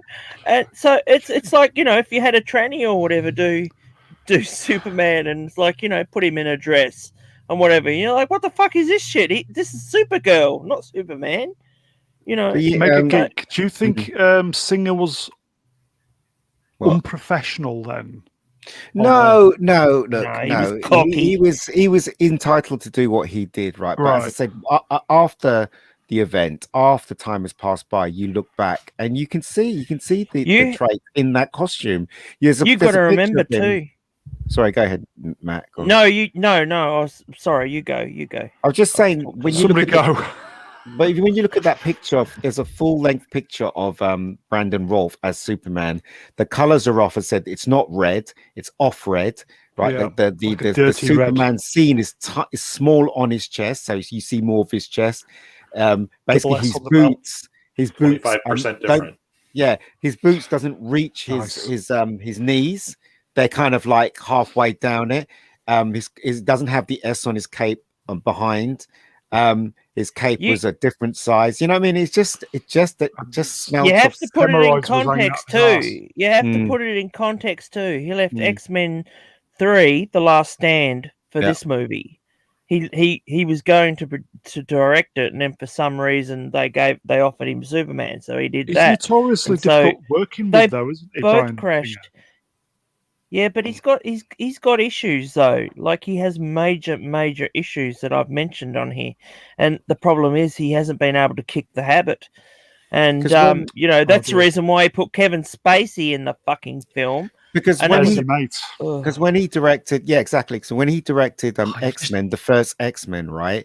He basically wanted to connect himself to the X-Men, so that's why he cast You Shall Not Pass. Can't remember his name. Ian McKellen. Yeah, he cast Ian McKellen as and that was so miscast. What's his name? Sorry. Yes, I know they've gone Magneto. with the age. And so you remember him saying once that X-Men is about being different in a class system where, so he was just, brainless. equating it to being gay, basically. That's why he cast him. So he wanted to make that comparison from X-Men. Ian to people who McKellen are was gay. 10 years too old. He was. Even that's what I'm 20 saying. years So old.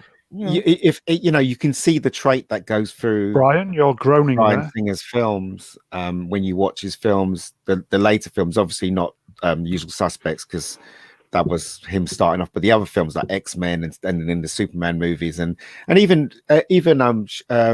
Schumacher, when he had the bat nipples on the costume. Do you know what I mean? And he's gay. He actually relished that. He Yeah. actually relished that, because when they made the fourth film, and he said, "Oh, the bat nipples are back," and I'm like, but everybody fucking hated those things. Yeah. PCAT says, sorry, Ian, didn't get why Singer brought back the Luthor wanting to own land and the crystals from Super blah, blah, blah. Yeah. They didn't have anywhere to go, so they just copied Superman the movie and Superman 2. That's all they did.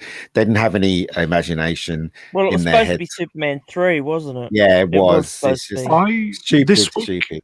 This week I've been watching so many really good documentaries about Christopher Reeve's Superman on YouTube, and the making of there's loads. The making of the original Superman.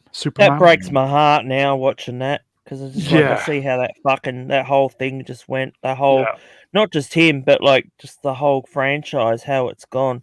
And the fact is, Superman will never ever be Superman again. Absolutely. And the last time I have seen Superman be great was when he was drawn by Darwin Cook, and he was in this movie called The New Frontier. And it was more of a Green Lantern story than a Superman story, but he got Superman so fucking right. And okay, he didn't have the pants. He had actual he had red shorts. He didn't have a red undies. So and I love that red design shorts of him, because he had red shorts, and it just worked. It fucking worked, and it was more of a 40s 50s aesthetic as well. So, no, I don't think he had pockets. Maybe to put his condoms in. But other than that... No, that'll be Bryan Singer's version. Well, he doesn't wear condoms, apparently. So, anyway, so, but, I mean, that to me, that's in the last 2000s. As soon as this whole Jim Lee shit happened, where they redesigned him, and they've literally kept that design, because they said, underpants, he's going to get underpants jokes. Well, guess what jokes he's getting now? He's literally had his cock cut off, and, now he's just, he's Lois's little bitch. Yeah, he's Lois's little bitch now. Well, anyway, I don't think this show's okay as far as I'm concerned. I don't like the casting for those two, but I've gotten used to them now. They don't have good chemistry, do they? They don't have good chemistry. They have a bit, but not.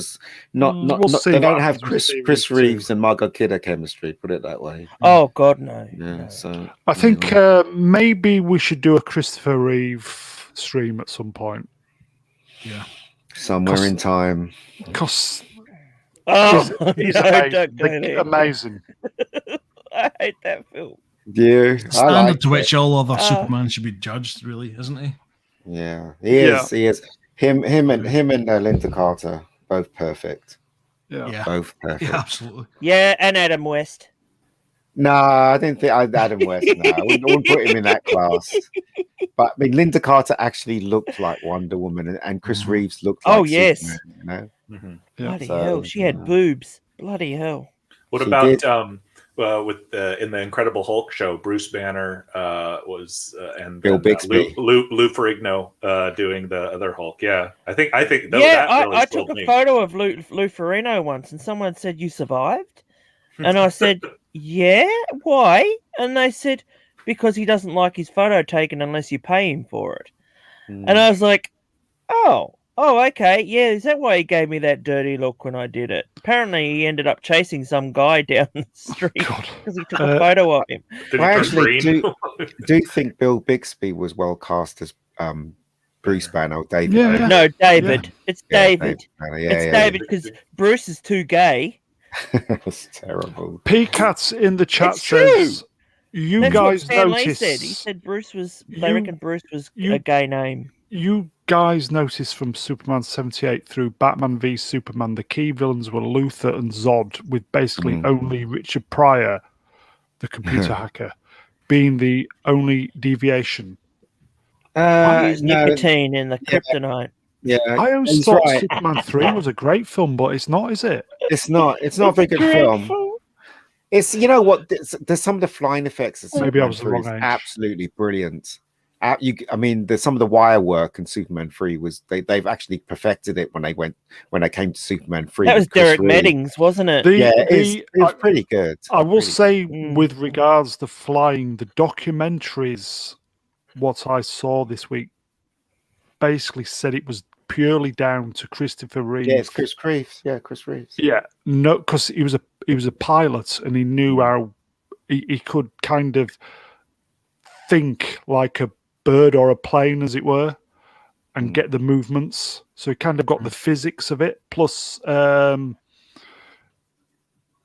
he was, a big lad and he was strong, he was able to keep his posture while he was in the gear. Well, there's a combination between Donna Reeves and Matt was his name, the guy who wrote it as well.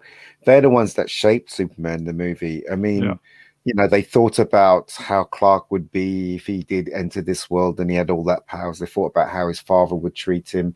They thought about how to disguise Clark Kent so you wouldn't guess it's Superman. All these things they thought of, and to be spoilt by those two idiotic producers. But the film still turned out really, really well. Huge hit. One of the best comic book films ever made. What can you say? It just it was a dream made in heaven. That first film. Reeves' portrayal as well. He's able to play the kind of alpha type plus the nerd in the same bit. Yeah. If you look at someone like Henry Cavill, he can only really play the alpha type. Yeah, he can't play the other side. No, he can't. Chris Reeves, it was Chris Reeves' idea to, be the bumbling fella with the glasses, because in the comics he was never like that. So, I mean, it really worked very, very well, didn't it? So, yeah, I mean, you got to take your hat off to all of them, all those people that were involved in Superman, the first Superman movie. Very, very well done. Especially when he catches that helicopter. Bloody hell, what a great scene. What a fantastic scene. The documentaries really deep dived into all the stuff. How it was the studio desperate to get the film out, wasn't it? Yes. So they had to use the ending of the second movie and just plaster it over the first movie. So the ending when he spins the world back and stuff, that wasn't meant to be in Superman 1, because they were so desperate to get the movie out. They were hemorrhaging money. So, Richard Donner decided to glue those things together. And that's how that ending was created. And it said because the film was successful, the first one, because it was released at Christmas, wasn't it? Because the film was successful, they effectively sacked Donner. No, they sacked Donner because they didn't like him. They didn't give him any deadlines, so Donner basically took his time making it. So the principal photography took a whole year and a bit to shoot, which is unheard of in those days. So he basically took his time, and when you watch the film, from the photography to the visual effects to the performances are all really, really, really fantastic. So it said that all the film crew, all the main actors had basically finished, and Reeve stayed on for a year doing all the kind of You've probably seen the same documentary. Yeah, I have. I've seen loads of documentaries on it. Even saw the one on Superman for the Quest for Peace. I saw that one as well. Yeah, that's where it. That's where it all started going tits up, isn't it? Yeah, Golden Globe. Yeah. took over. They haven't made a good Superman film since the first Superman, really. Since The Quest for Peace, you mean? I was so disappointed by that film. You would not believe how disappointed I was in that film. The Donner cut of Superman 2 is really good.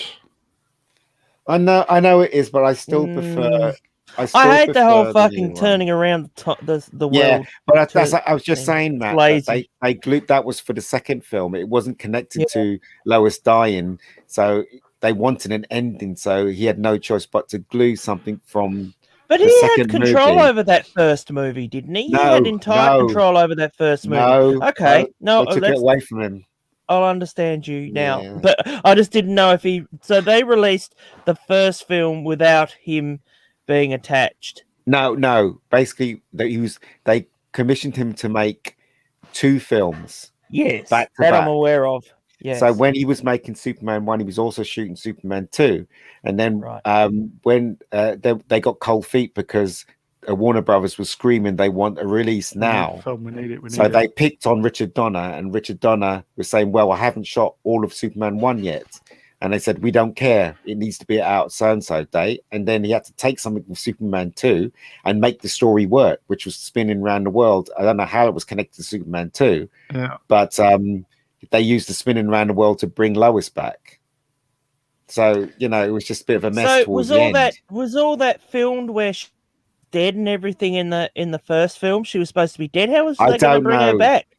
That's a weird thing. I don't that doesn't make sense. But I believe you. But I'm just like, well, obviously they're under pressure. If he's bring the world back, everybody'd be dead. If the world went backwards, we'd all it's a cheat.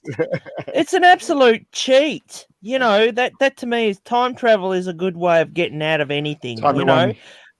And you have something like, okay, so dream sequence, okay, so it's a real pain in the ass, but dream sequences are better than fucking bloody time travel.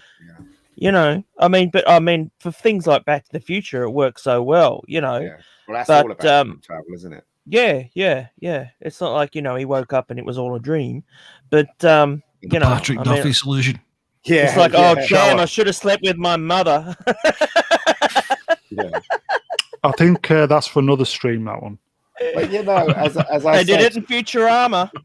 But like Linda Carter was the perfect Wonder Woman. The costume, especially when they went to the 70s, the costume fit her so well. And that waist of hers was so thin, it was absolutely ridiculous. And she was so gorgeous. And it doesn't matter how bad the stories was, all you were doing is looking at her all the time. I'm serious. It didn't matter how bad or corny the stories was, because she carried that whole show on basically her performance and her looks.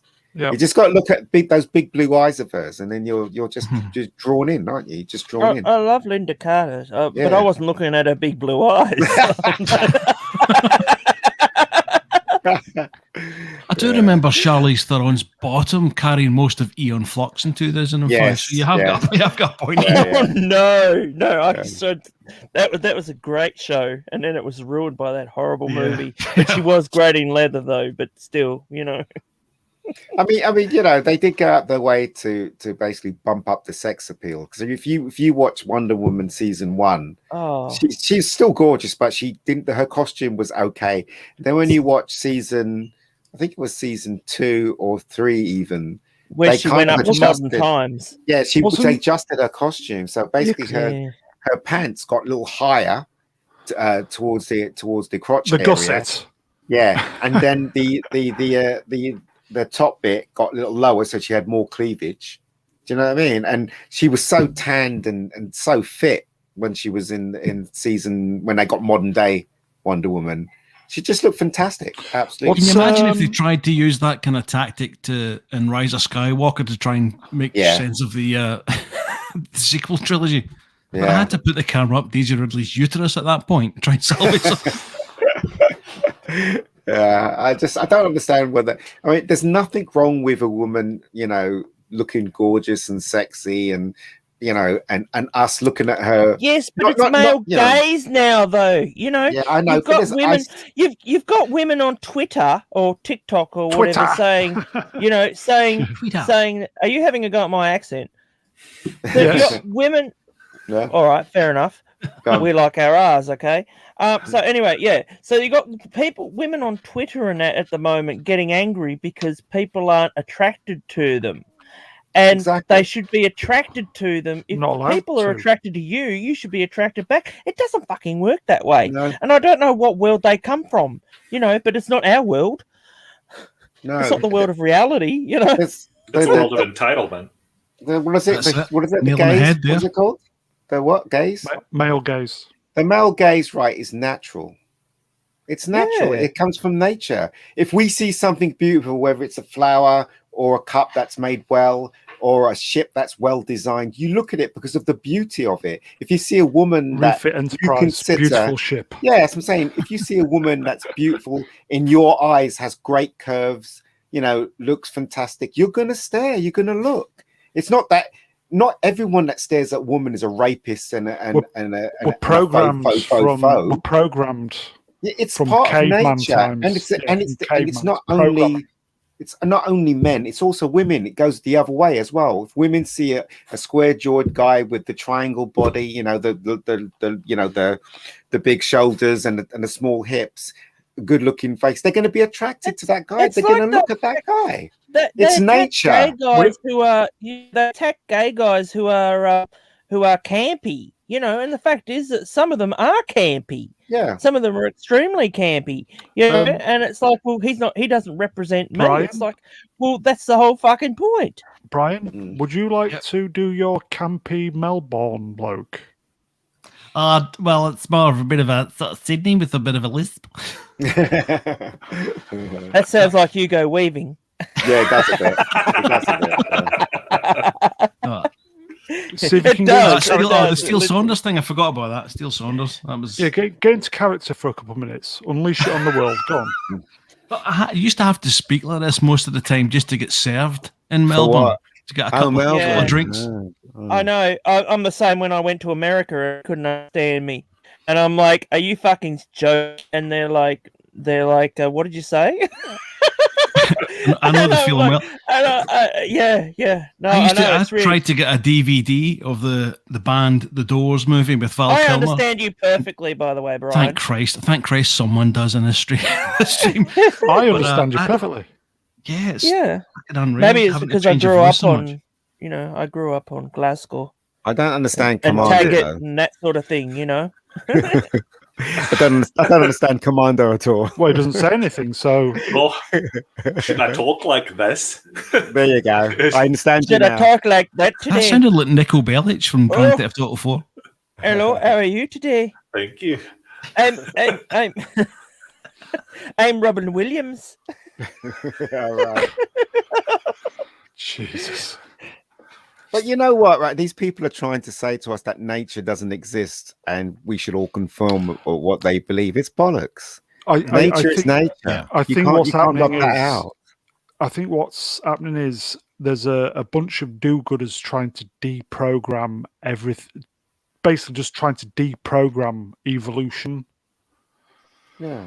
I think it goes even deeper than that. No, they're deprogramming. They're narcissistic. Anything that doesn't revolve around them internally that they can't then externalize out, triggers their own feelings of insecurity and worthlessness that they know they have because they are, and so they try to conform. They try to change the world outside to conform to their mental illness that they feel inside.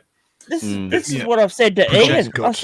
I said nowadays you feel like you're being a white guy, that you feel sort of like out of place, that you don't, people say that they don't want you and you shouldn't exist. Nobody wants me.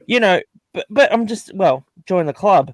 But that's the problem, see, because you have people that are that have grown up a certain way where they've never been smacked They've never been told off. They've always been, mollycoddled, and they've literally, now we're paying the price because we've had the last 20 years of doing this, and now you have all this whole cancel culture. We've literally, so you're going back in time now, and you are literally going hundreds and hundreds of years and canceling fucking everything, and it's not our fucking fault. It's not. And why can't we learn from history rather than try to recreate it? It's true. But That's true. it's just it's crazy. I mean, you've got a black. They're trying to put a black. Oh, what's the name? One of the kings, Henry VIII.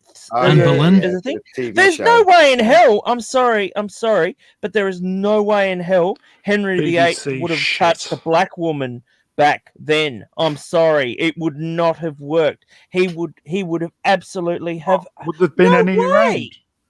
There's no way. Well, there weren't any around. He wouldn't have been allowed to, even if he had the fetish. He would have seen it, and he's going, "I'm not marrying." Sorry, I'm not. I'm not saying this, but I'm saying that he would say, "There is no way that I am marrying that."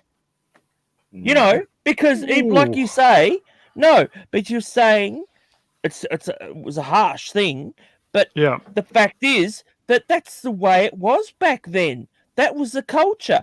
People with disabilities were treated like shit. They were the village idiot. This is what they've got to remember.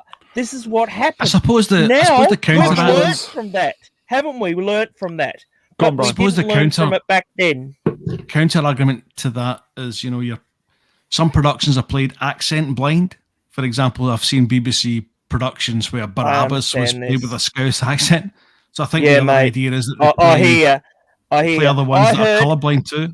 I swear to God, I heard Leonard Nimoy, do an Australian accent, and it was so. And this is during Mission Impossible days. And if you remember, he was in Mission Impossible for It was obviously Mission Impossible. He played an Australian, and it was so.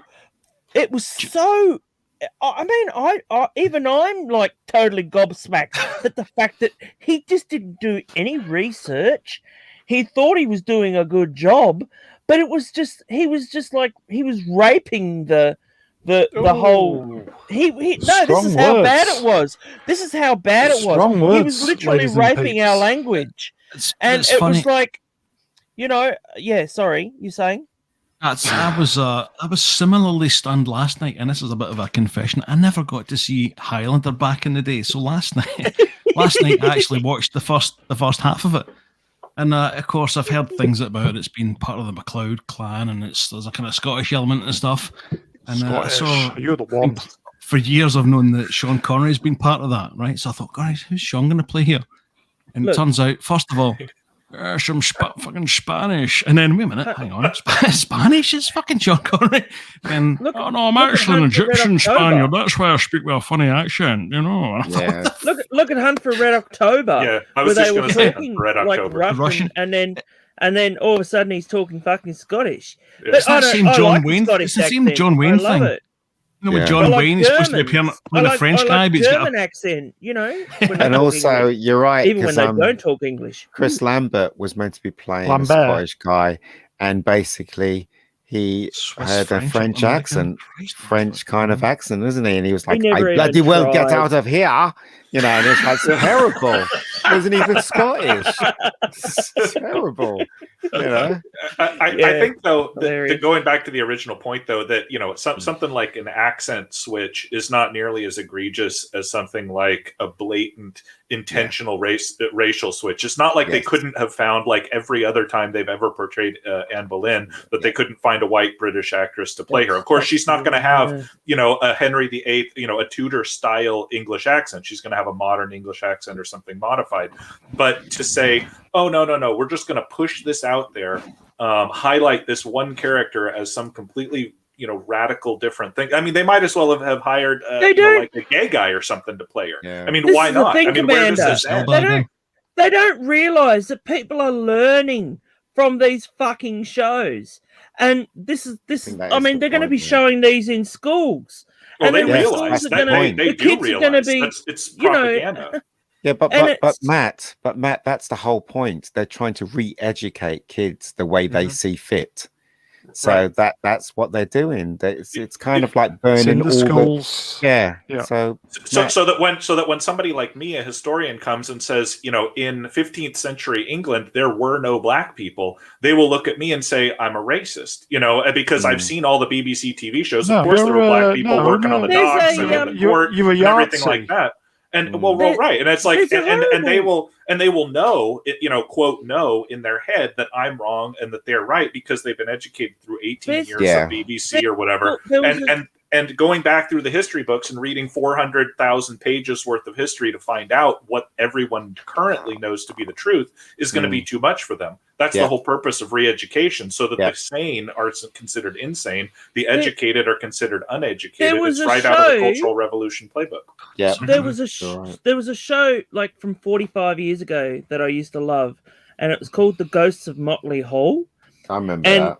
Yeah, God. And like it was created by the same guy that did Catweasel and all that sort of thing. But like the characters in it were set in, all the ghosts were of certain eras from a certain family. And I've seen a recent one that the BBC's trying to push. It's supposed to be a spin-off of Horrible Histories or something like that.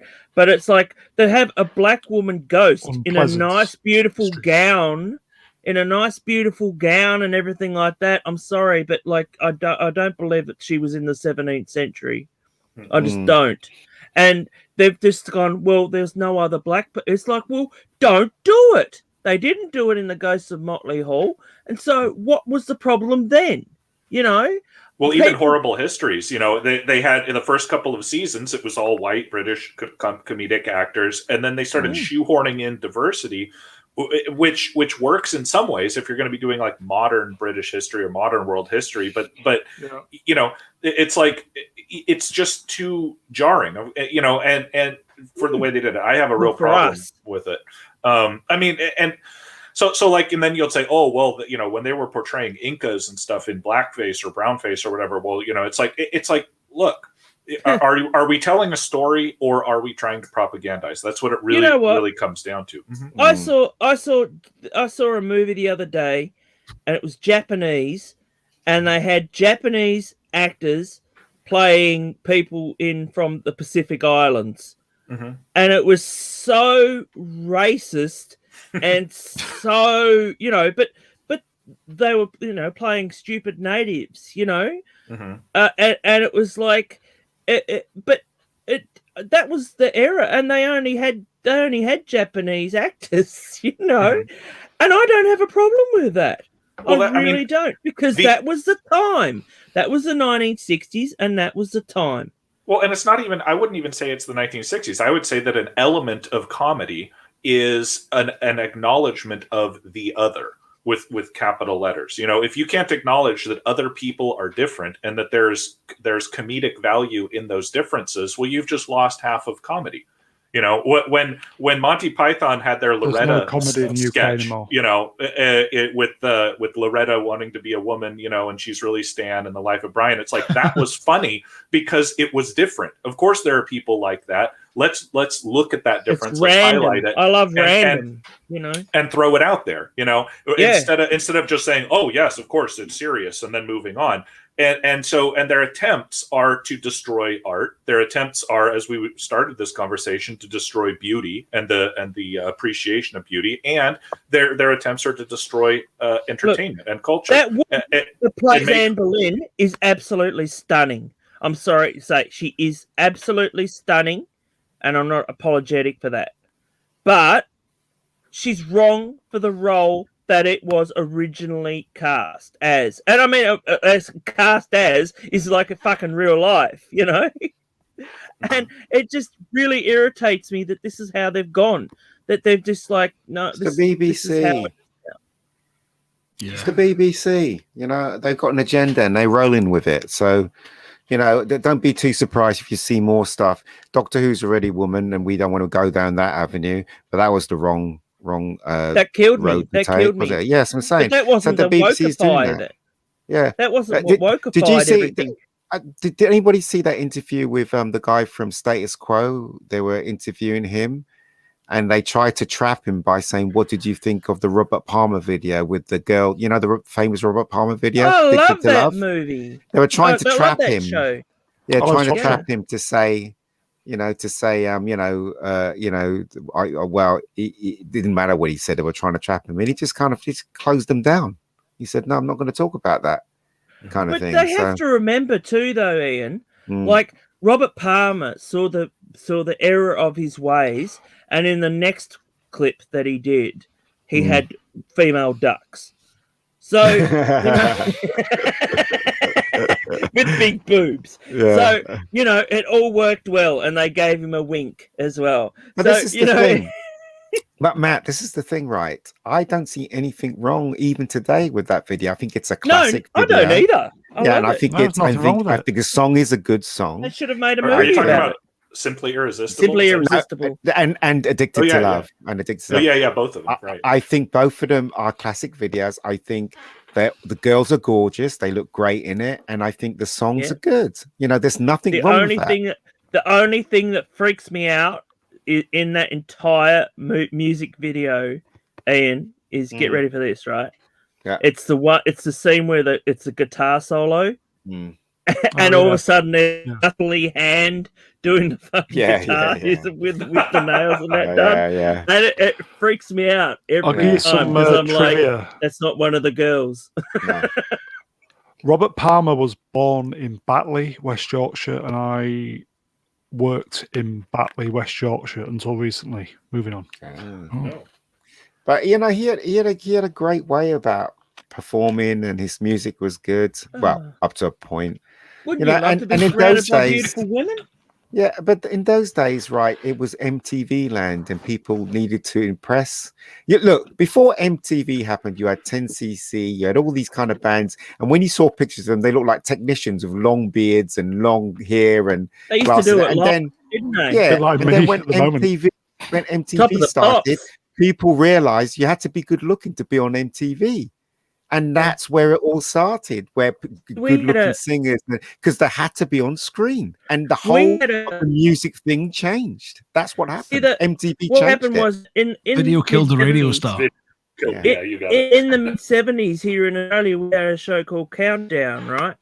And it would have the odd international guest or whatever, but mostly they would play video clips and video, actual, music videos. Yeah. And they were very few and far between. So we'd turn around and we'd say, have you got a music video? And they go, well, what's that? And so they'd do this, like, that was a lot with ABBA. If you remember the group ABBA. They, who doesn't? But ABBA did a lot of filming here of their own videos, their own music videos here in Australia, just so that we'd have, a music video to show on the TV. And they were huge. There was an ABBA film which was Agnetha. Hello, Agnetha. Oh. I think she married her fan, one of her fans in real life. I'm a fan. Marrying Agnetha. I used to fancy the girl with the dark hair though in ABBA. Yeah, I could see that too. I can see that too. Agnetha. Agnetha. I used to fancy the one with the beard. I'm just kidding. They've both got beards now. What are you talking about? Oh god, yeah. Three of them. They look the same. Matt, can I hijack the stream just to ask Matt a question here? Go for it. We're talking about Aussie shows and comedy shows and stuff. Matt, did you ever watch a program called Review with Miles Barlow? I am aware of it. It was a long, long time ago, but I was going to say it's about 2009, 2010. Yeah. It didn't last very long here. It was only. I think it was 2 seasons. It kind of the concept kind of burnt out pretty quick, but it was really one of the funniest programs I've ever seen. It's so a lot good. of Australian comedy doesn't really exist anymore. We try to put comedy in our quiz shows. Yeah. Now that's how we get our comedy, because there's nothing like a sitcom. We do not have sitcoms here now. Are the Chasers still on the go? No, they have their own show. They've all split off now, and they have one of them does a show about America called Planet America, right? And it's a political show, and they just really try to take the piss. Well, not take the piss as much as what they used to. Right. They just try to show. I'm sorry, Commander, but they just try to show, the hypocrisy of American politics. Right. And that's pretty much what it is, and gun control. And who's that comedian that talks about gun control? He's Australian. He's very famous now. Jim Jeffries. That's him. He's funny. Yeah. He's funny. He's hilarious. He's kind of disappeared up his own backside last years as well, hasn't he? Yeah. When he started, he did that sketch about gun control in Australia versus gun control in America. You know what? I've never ever heard of him. Oh, are you kidding? I saw him live, and he was part of Doug Stanhope's Unbookables crew. I saw him live in maybe 2010. He must have made it overseas, because we had this one called, I don't know if you remember this one, Brian, but Rove McManus, and name rings a bell. Rove tried to go overseas and become big in America, and it flopped. So he comes straight back here. We had another guy. I'm trying to remember his name from Spix and. I can't really say that word either. You know the song from ABBA. Spix and something else. Okay, so anyway, they had this show called that here, very recently. Adam Hills, that's him. Oh, and well, he's mainly based in the UK now, isn't he? He's on Channel 4 every couple of weeks. So he's gone really far left. He became big over there. He became sort of like a Clive Robertson?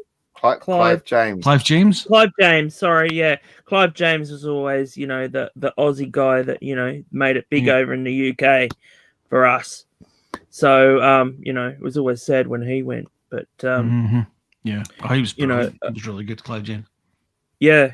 Well, yeah, he could understand how to be, funny, but be serious at the same time, and that sort of that humor doesn't exist anymore. I mean, it's almost like a kind of old school Aussie humor. I noticed that when I was over there, that the kind of young folk were a bit more uptight and stuff, and it wasn't too comfortable. But the older guys were salt of the earth. Have you ever been to Tasmania? Do you know it's the one place I never went, Taz? I wish I'd gone. When I went to on the mainland, which is the main part of it, main Australia, because we are on an island. When we actually moved, when you go over there and you are Tasmanian, people can tell you are Tasmanian because you're a lot more politer. Oh, really? And yeah. And so you can take a taxi or whatever, and they go, "You're from Tasmania, aren't you?" And you're like, "How did you know?" And they're like, "Well, because you said thank you, And really? So yeah. I noticed a big difference between Melbourne and Sydney. I mean, my uncle stays on the northern beaches in Sydney, and we used to go to some of the nightclubs and stuff and that there, and I felt like Melbourne was an awful lot, more friendly and stuff. Yeah, Melbourne is a lot more friendly than Sydney, but there's a rivalry between those two. But Melbourne is more populated by the Asian area. Yeah. So it's become more Asian now, as far as the Pacific, not Pacific, but from Malaysia and all that sort of thing. So I used to work with a lot of kind of Filipino guys, but while I worked in Tullamarine, there was a whole load of more than half the workforce, I think, were Filipino.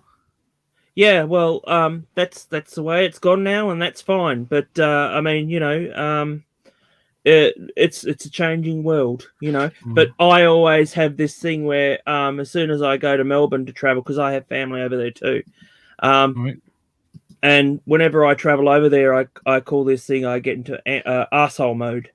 So it's like, right, I'm switching arsehole mode. So you will literally cross the street in front of cars. You will stick. It's like New York, you just stick your fingers up at them and you go, "Fuck you." Do you know that's the kind of attitude that my cousin has? Who's kind of he's you have to have it. Scots. Yeah, he puts that kind of bravado on and stuff. And you think, you don't try, for Christ's sake, Chris, don't try that here. You're gonna get killed. You do that in Scotland. Do you know what I mean? Yeah, well, that's the thing, isn't it? Because a lot of the time, like even now, when I try to say "excuse me" to someone, they won't take any fucking notice of what you say. And like Tasmania is starting to get that way where, you cannot. I mean, I tried to go and get drinks the other day at a pub, and it was like I was fucking talking to a brick wall. Right. And so, yeah, it was. Demonscythe Synthwave in the chat. Hello, Matt. Matt too. He's been out in the lash for his birthday. If I super chat, will Ian play with himself on Rock'em Sock'em Robots? I'm assuming he means you. Yeah, I've got that. Every time I do a live stream, the game's always behind me. People always comment about it because it was a game that I wanted for my birthday and never got it. And when I turned 50, my brother got it for me for my birthday. My dad never. So I always like my parents can have that toy. Do you know what? I'm just glad I've got it now because it was a childhood dream of mine to have that toy, and now I've got it. You know what I always wanted and I never ever got? I feel the same way. It's like, it's like when you want a toy and you're a kid and your mother and your father get everything else but that toy. Yeah. I really wanted an Inspector Gadget doll. And it was the one with the head would like elongate and his arms would elongate and like it was amazing. And every time I asked for a doll of Inspector Gadget, I get this fucking plush doll, and I'll be like, I don't want this. You got Penny instead. Demonscythe Synthwave in the chat. That's Matt. He's been out on the lash. Commander, I request you continue to speak only as Holt. Is that for the rest of the show? Don't know. Who's that? He's obviously drunk. He's been on the cocktails. He's obviously drunk. I can speak as anybody. Brilliant. Hello. How are you? I'll do Sean Connery. Yeah. Sean's the wrong side of the tough these days. Oh, that's very good. Welcome to I am Rock. the lashed. I am the lashed of my kind. Yeah. I can see why. Look at my heart. Well, I was Arnold. Are you that fucking stupid? Yes. Arnold Schwarzenegger. Get to the chopper. Very well. You can't see me. You can't see me. Arnold Zellweger. Swap Shop, are you... That's his sister. Swap Shop, are you pissed up, by the way? It looks like you're pissed up. He probably is. But it was his birthday, so he's entitled. I messaged him today saying, "Would you like to come on tonight?" And he says, "Oh, I'm going out. I don't think I'm going to be drinking." Oh, can we get him on drunk for a laugh? It was his birthday. Swappers, do you want to come on? We're going to be going for another 12. Come on, Matt. He's been painting the town red. Yeah. I've got to jump. I've already spoken to Matty tonight. He gave a lot of good info. 12 minutes, mate. Are you coming on? Welcome to the Rock. Yeah. Welcome to the Rock. The Rock. I think you've got the link. Matt, have you got the link? Who, me? No, Matt 2 he's talking to. Or Matt 1, depending on your point of view. No. Matt Pott is the original Matt.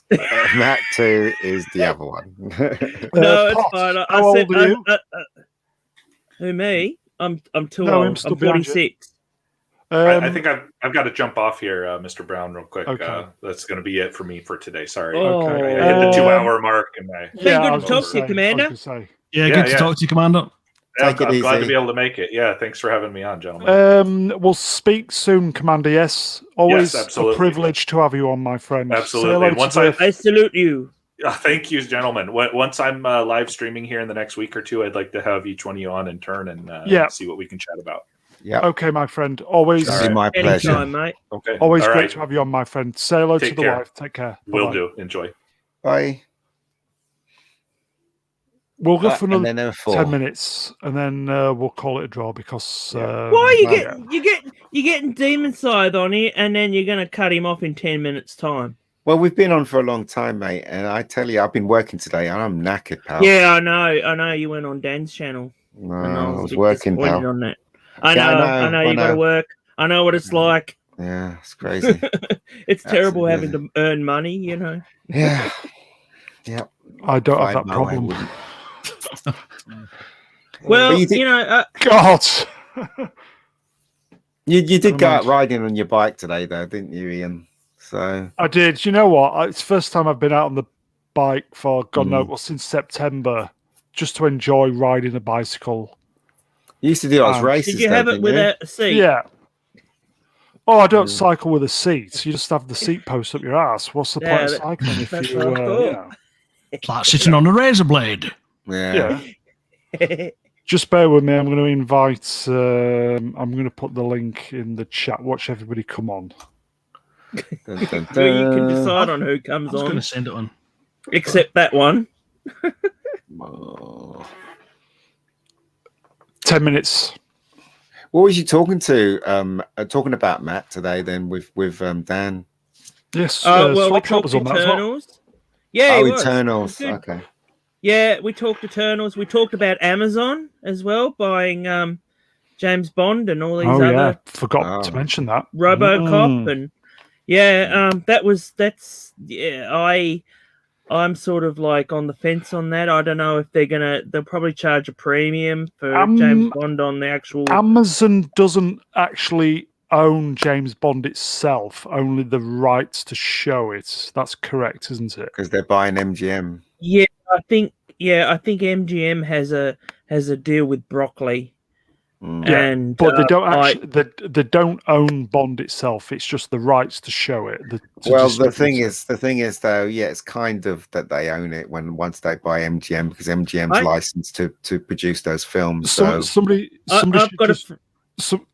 sorry, Matt. May I just say this before I forget? Somebody should email or speak to Jeff Bezos or whatever his name is and say, we want RoboCop Returns starring Peter Weller, written by Ed Neumeier and directed by Paul Verhoeven.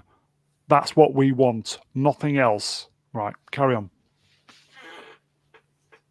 I've got a friend that was on... No, I'm talking. I've got a friend who was actually going to be cast in a James Bond film with Connery. And she... I think... well, I've sort of narrowed it down because she's not sure which movie it was, but I reckon it was Diamonds Are Forever. And she had an issue with... she didn't have an issue with Broccoli, but Broccoli had an issue with her. And what she told me was pretty much. Oh, he was an ass. He was an asshole. He was a real producer asshole. You know, casting couch and all that shit. You know, and so I sort of like lose interest in Broccoli wanting to have any deals with them anymore, even though he's dead and long good. But, Broccoli is very nice with a cheese sauce, though. His and I mean, to a degree, his daughter's done a good job. Don't. You're not funny. So anyway, I am in my world. Swap Shop. It's in the chat, mate. It's in the chat. I will just say, MC Neil Blomkamp was going to do a RoboCop. He was, yes. But it was pulled. Yeah, he was also going to do Alien as well. That looks so he's doing his District 10 now, isn't he? I did like his stuff.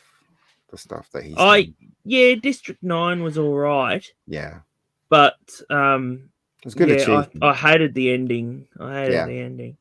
Is that guy Australian as well? No, he was South African, wasn't he? Oh, right, gotcha. Yeah, but I think Peter Jackson was it Peter Jackson? I think Peter Jackson had something to do with it. So yeah, I think it was. He put some money behind it because it was originally a short film. You know about that, Ian? Yeah, Halo, wasn't it? And they gave up the money. Yeah, they put up the money, and he was going to make Halo, and then they couldn't make Halo for all of a sudden, so they put the money into that. So yeah. Look who's here, everybody. Demon. Hey!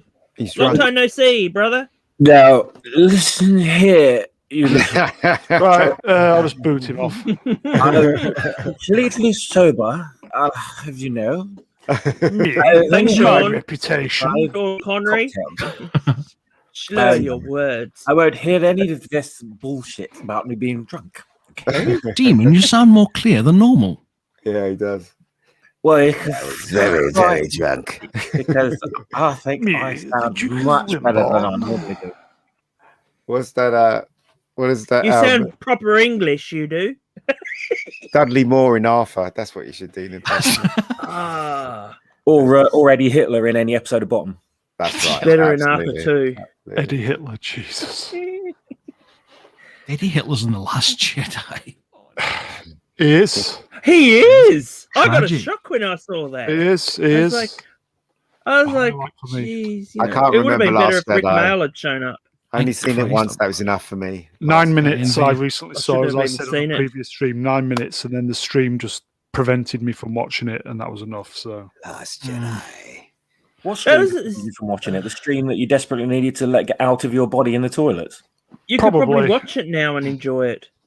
You're drunk. Swappers, so your evening, what has it's involved? Your birthday celebration evening and being allowed out. Any good? Yeah, it was. I'll tell you, going and sitting in a pub again with people around enjoying themselves was a real novelty and something I never thought I'd experience again. I, as I said at the beginning of the show, I was out on the push bike and just by riding by pubs and restaurants and stuff, you could just feel a buzz in the air. Yeah, amazing, isn't it? Yeah. Nice sitting there listening to music and getting bought cocktails and having a laugh and a catch up, and because you've spent like 18 months out of the loop, everyone's got so much to catch up on. Yeah, it's never a dull second. You know what I mean? Everyone's vying for something to say constantly, and the cocktails have like increased £3 since I was last out. It's like, oh, way, my God, what the. So, but they were nice though. They were really good. But what did we have? Like 4 or 5 drinks, and I didn't in the slightest feel drunk in any way. I think I probably would have been able to double up before I started feeling any kind of buzz. Yeah. But, man, it was just a novelty being able to do it again. Happy birthday, Matt. Appreciate that. If there's one time to get laid, it's going to be now. Mr. President. The thought actually didn't occur to me once doing that. There were a couple of nice women. Bless you. I was having too much fun having a laugh with mates rather than male gaze is not allowed. Maddie? Male gaze. Yeah. Can I ask how you are, Maddie? What say? So what? How old? How old are you, Maddie? I lost count, mate. Old enough. Old enough. Yeah. Not old enough to die. Put it that way. I'm never scared to tell my age. It's 42, isn't it, Matt? No, it's 46. 42. I'm not scared. I look about 30. I'm good. I'm like you, Ian. I look a lot younger than what I should be. Ian's a lucky bastard, isn't he? Ian's a lucky bastard. Really. Swap Shop, how's the Spacebook streams going? Second one today. I was knackered when I was doing that because I just got off like a 7-mile run in 20 odd degree heat. Sitting there like soaking the sofa with sweat because I was just literally got in through the front door and they'd started. But it was good fun actually. It was all right. It was all right. Nice little bite-sized chat, and before I went and had a shower and everything, it was all right. It was good. Is Dan looking after you? He is. He's a very good host, actually. He's a good lad. He's very good. Yes, he's extremely good. Yeah, he's very professional. Yeah. Yeah, but the thing is, though, people should subscribe to him because he subscribed them. Oh, God. I know. But you know what? It's just criminally under. Yeah, but you know what, though? His viewing counts are through the roof, but his subscribe counts is not very good. Yeah, I share the stream every time I can. Every time I'm on there. Yeah.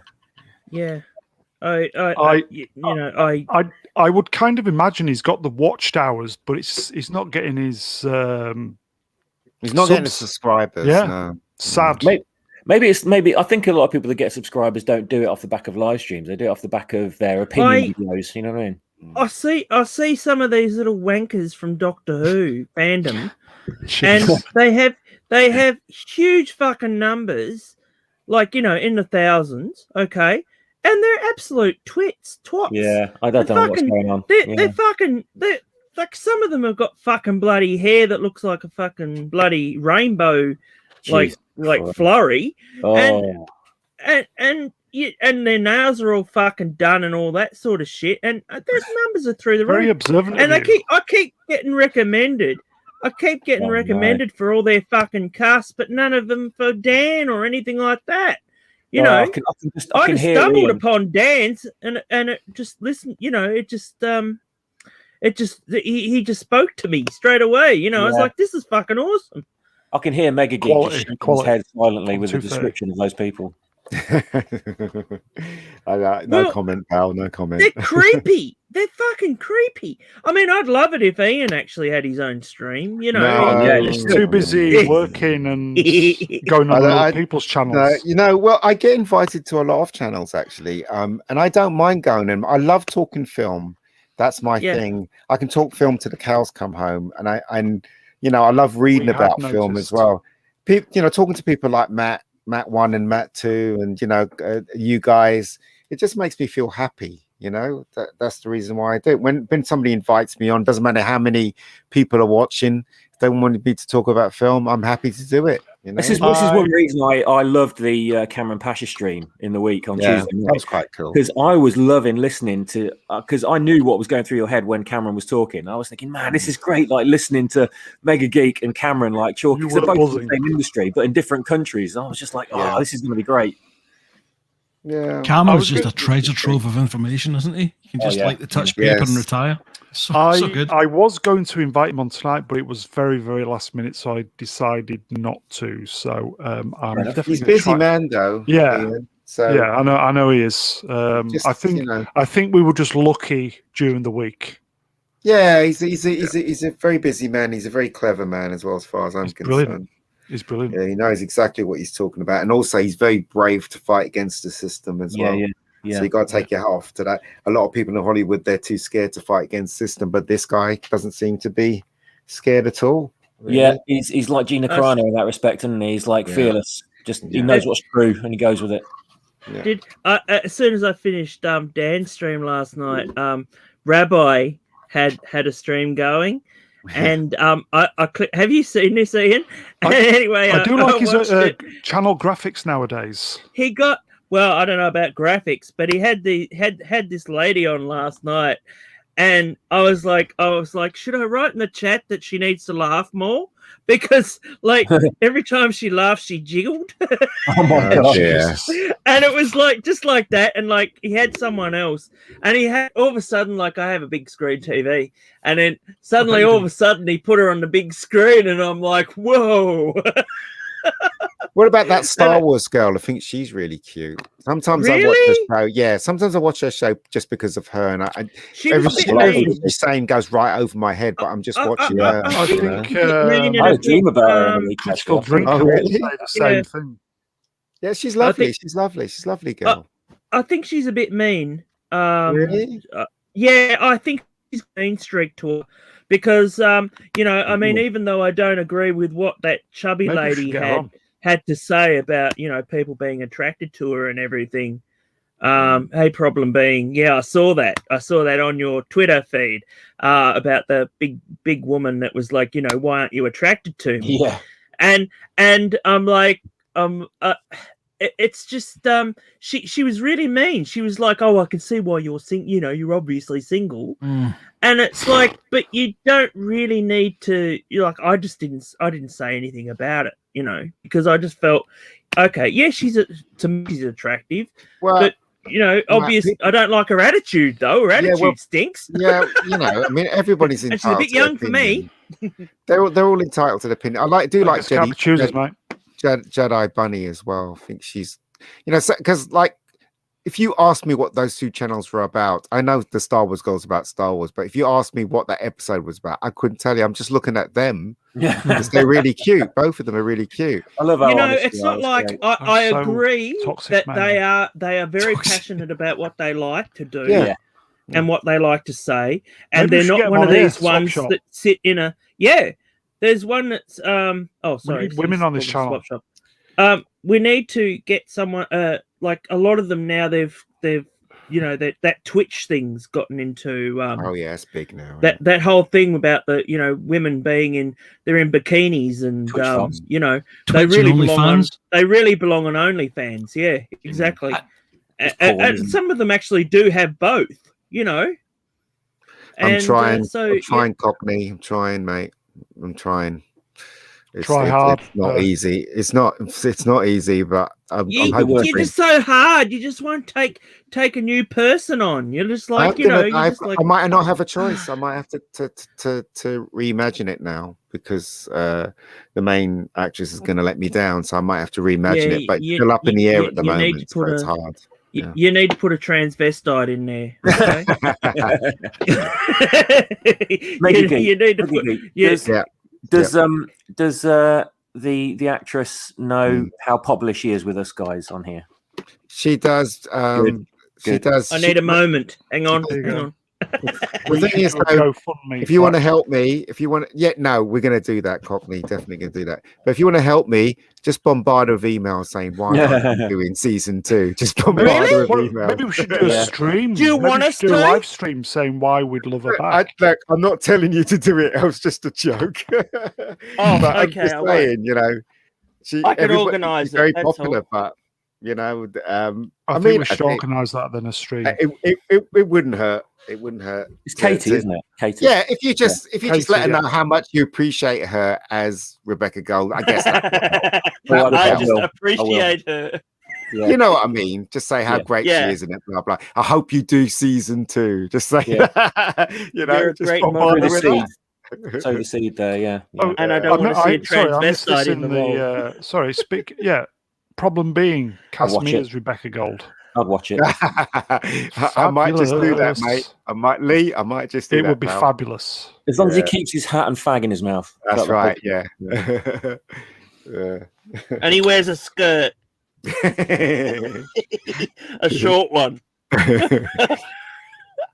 No, but I mean, I said no disrespect to Jedi Bunny or even Star Wars Girl. Sometimes I do watch their episodes, and sometimes they do say things of interest.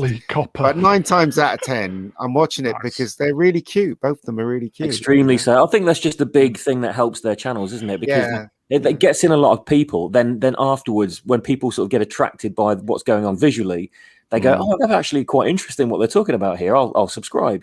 But it gets that attention straight away, which us guys have difficulty with most of the audience out there because we're not that attractive, obviously. Yeah, absolutely. Speak for yourself.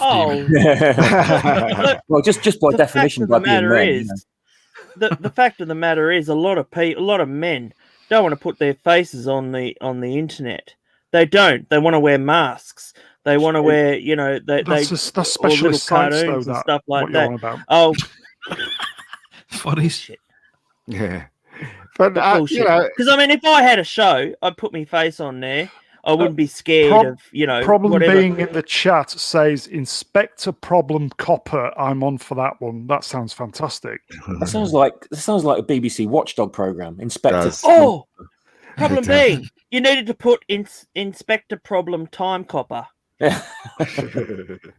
And you can have a little blue. You can have a blue box or a pink box. It's up to you. We're talking about police boxes now, yeah. I said pink box. Yeah. It is true though. Sometimes you watch things because the girl is good looking. That's the thing, and that's how I got programmed nature. Really, that's how I subscribed to that Star Wars girl. Was I saw her video. She wasn't related to anybody or anything like that at the time. We're talking 3+ years ago. She is cute. She was ranting about Star Wars. I went, right, this has got to be worth a watch, right? Even if it's just some little schoolgirl watching it, I'll watch it briefly just for the opinion. And as I was watching the video, I thought, bloody hell, yes, please. And then I tuned into what she was saying, and I was like, oh, okay, yeah. But then it was kind of like, okay, she's very young. I mean, she was like early 20s, but she looked a lot younger than she was. You know what I mean? And I was kind of like, I just appreciate her passion from what she's saying here. Yeah. And that's the thing, they're passionate. They're passionate. Whereas a lot of the I think a lot of the male ones around, they just regurgitate a lot of the news they see around to try and get the views, and that to me doesn't interest me, and that's why I respect Dan so much, because he doesn't regurgitate that. He doesn't want to follow what everybody else is doing, and he wants to do his own thing, and I really respect that. Problem could be a TV show, couldn't he? Really, Spacebook could be a TV show, and he's so professional with it. Should be. He is good. He is good. Problem being says the traveling inspector problem time copper time. It's a bit of a long title, pal. Too many times in space. Time in space. Don't forget time in space. MC says we're a bunch of pervs. Is correct. Who's a bunch of pervs? The thing is, though, I'm not. I'm not. I don't find that Star Wars girl very attractive at all.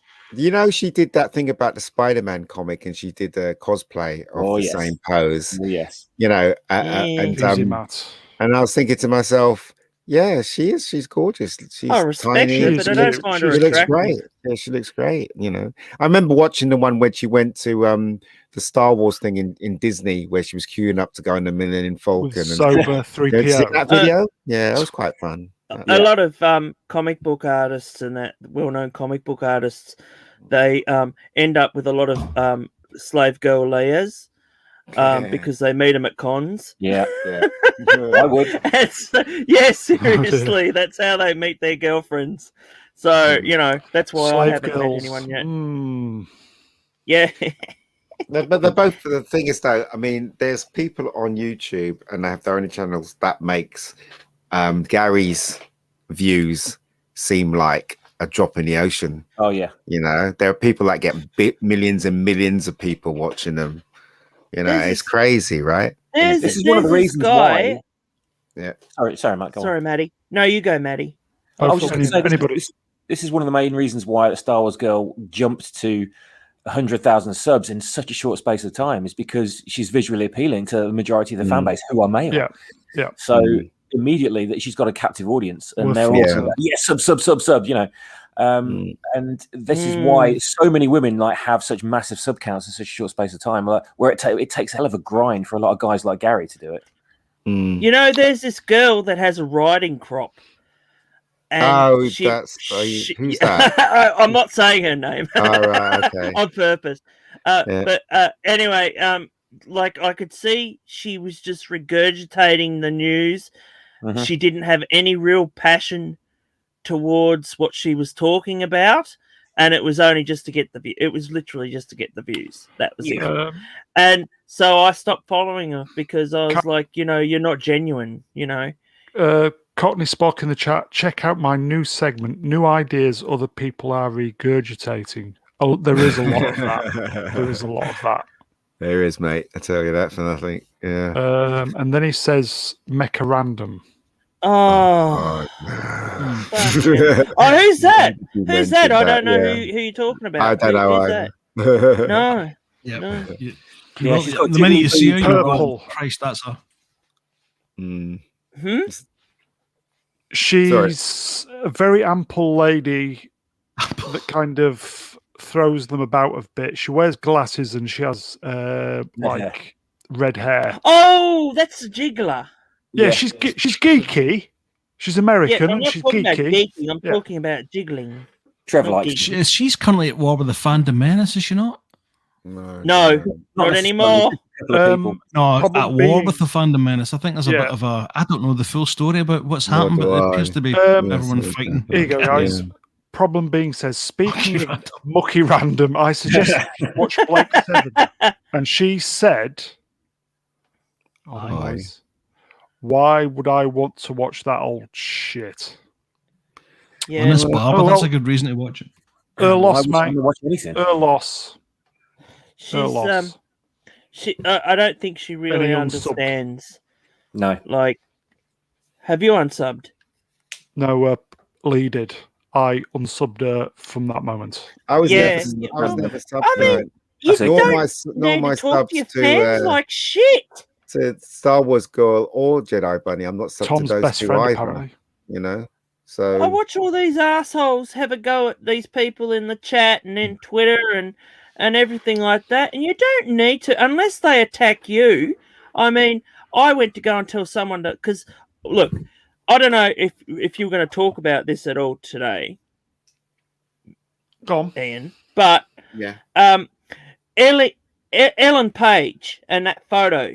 Oof. I felt physically fucking ill. Is that when the I one saw that's that got like photo? crabs and stuff? Yes. Oh, yes, yeah. that please one. educate me. Elliot And Page, anyway, no. you don't need to be educated because you can have fucking nightmares for the rest of your Yeah, fucking you will. life. Well, I'm having nightmares now, but go on. Because people on my Twitter feed were posting this fucking horrible photo of her mutilated body, and she has issues. I'm sorry, she has issues. We've all And got so issues, anyway, no, but she has massive mental issues. really. And so anyway, yeah, you not Playboy seen this? issues under my bed. MegaGeek, yeah. Sorry. Well, don't be looking at Playboy issue with her And his recently. stash I haven't of seen the cash. picture. No. No, avoid it, Ian. It'll give you Okay. nightmares for the rest of your days. Cockney But Spot. it's like, but anyway, so Sorry, mate, go on. so what happened was, I posted on Twitter and I said, look, don't be fucking posting shit about, Ellen Page on my fucking Twitter, and I never added her. I never actually, hashtagged her or anything like that. I was jumped upon by all these bunch of fucking SJW tosspots who were saying, how dare you call her fucking Ellen? It's Elliot, and you say his fucking name, and I'm like, he is a she, and she'll always be a fucking she because he's got a fucking vagina. And I tried to do it. I tried to type it in fucking Twitter, and Twitter was saying, do you really want to say this? And I'm like, yes, I want to fucking say it because, these people think that they can fucking make you change your mind. Yeah. Yeah, and Matt, they pile upon you. But Matt, you're feeding them though. Yeah, Don't feed them. just ignore them. Just ignore them. Mute. And then they Yeah, go but away. if they're the only posts that I get, Matt, you can block them. You can block them, mate. You don't have to go through this. You really don't. It's the best way. Let me tell you. If somebody has a go at me, right, I don't respond, and if they keep having a go at me, I block them. Simple as that. There's no discussion at all. well, if you don't reply to them, they retweet your tweet, and then they you say, block them. Don't tweet them. No, Don't tweet. no. Don't tweet them. Matt, I'll send you my little test card image that I send to anyone that annoys me. I don't block them. I just mute them. I mute them. And at the same time, I put this image, like a test card image, saying your channel has now been muted, just to stop your bullshit spreading any further, and that's it. So, and that's the last. I like that. And it's just as much as they scream at me or whatever they do, I'll never see it or hear it. So, and then they're done. And you're free to just carry on. But I said they must have actually had Ellen Page in their Twitter feed. Like they must have been waiting for someone to say Ellen Page instead of Elliot Page. Oh yeah. And I can't fucking say Elliot Page because she's not a fucking man. I did think I think I saw the tweet. Peacat says, if you treasure your eyesight, do not seek out the Elliot Page photo. It's Ellen Page. I don't care what people say. I'm not going to fucking call her Elliot because she's not a fucking man. She's just not. Elliot. No, you're gonna Yeah, she looked like E.T., didn't she? She was all wrinkly. Captain Hipster Spock in the chat says channel beefs are tight. Burnett called Doomcock and himself hipsters live on air last week. Has he unblocked you then? I did see that. That was very funny. Robert Meyer Burnett doing his fucking metal show. Bolstrek is back as well, Yay! I'm glad to see Bolstrek back. Yeah, he did a video recently, didn't he? Yeah. Robert Meyer Burnett absolutely pissed out of his fucking skull going on about Blade Runner again. Oh, God. Yeah, calling Captain and I'm a bit worried about Robert. I'm a bit worried about Robert. I think he's getting a little bit. I think he's been going onto the alcohol a bit too much lately. I think he's finally giving up on his career. I would say live on air, I probably would agree that yes, there does seem to be a lot of drink. Just saying. I don't know if it's if he's a recovering alcoholic or. I don't think they ever recover. That's the problem. Well, I don't know, but I mean, I like Robert. I do watch his shows. Listen, but I everybody don't watch in the every chat, single one. Everybody in the chat, everybody who's in the chat now likes Robert. Everybody likes Robert. Yeah. But I think that I mean, I would never ever drink alcohol on a live stream, on video as well. Because you're going to get kids in that watching too. His metal shows are quite entertaining, but I don't like those. I have noticed that as he's done more and more of them, he seems to be getting more and more pissed. But that's just me. Anyway. I think, I mean, like I said, I've said previously, he's sending out a lot of stuff, and he's doing a lot of shows. Like he's got his Hot Toys thing with Babyface, and he's got his whining and dining with movies and stuff. And I don't think he does anymore. Yeah, he does. Oh, does he? He does. Okay. Yeah, but yeah, no, he just has two. It's like that's the only way he's he's funding himself now. He's through YouTube, so he's got to make shit. Right, get you, because he's got the subs and the watchtowers now, hasn't he? Yeah, and I find that there's a change in people's demeanor as soon as they get. Because I don't know about you. Do you know a guy called Alex Belfield? Mm-mm. Yes, Voice of Reason. Yeah. So I was starting to like his stuff because he's going a bit up himself he was very professional. He has, but this is what really irritated me. He needs somebody to tell him that he's going a bit. But there you go. But what got me though, Mr. Brown, was the fact that when he got to 300,000 subs, he literally he has a nice house. Okay, he has a fucking what do you call them? One of them, not a Stanton piano, one of them really expensive pianos. Steinway. Anyway, Steinway, that's it. He has one of them, right?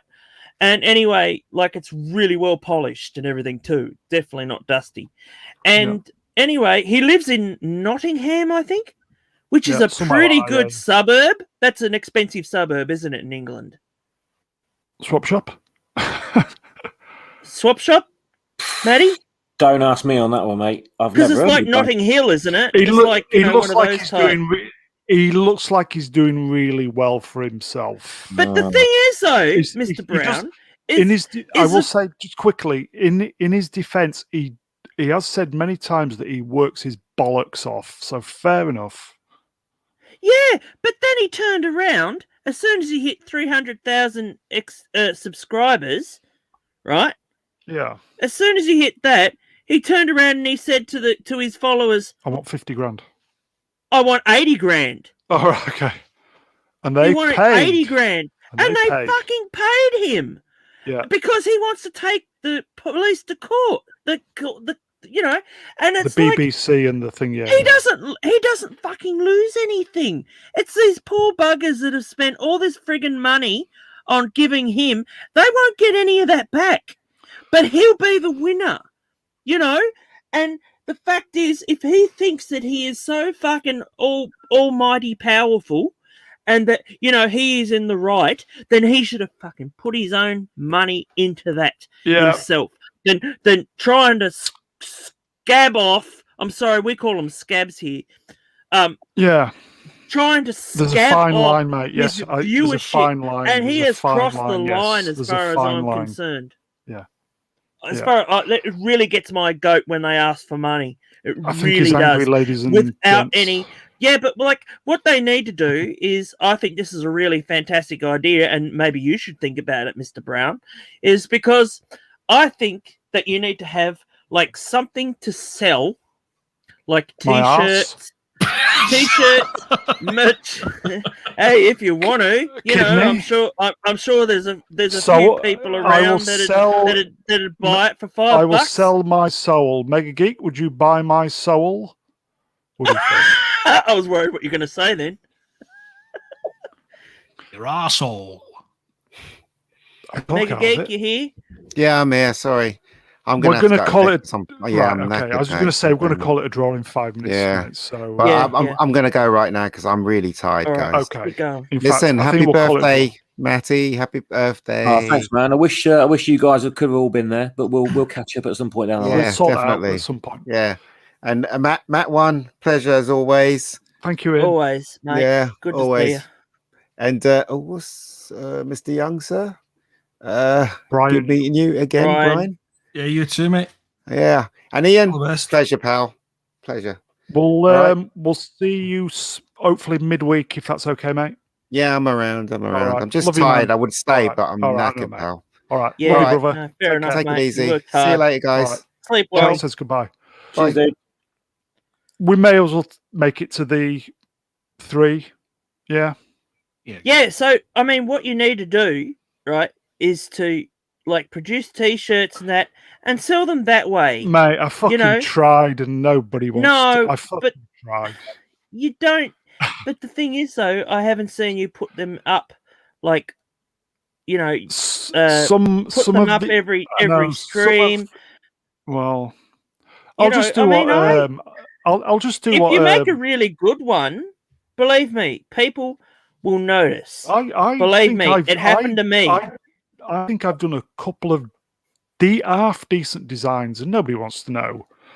I may just do the kind of swap shop. What's the Star Wars channel that just rips off all the IP stuff from Disney for their t-shirts? Oh, not Echo Base. Echo Base, isn't it? Yeah. Yeah. See, I mean, okay.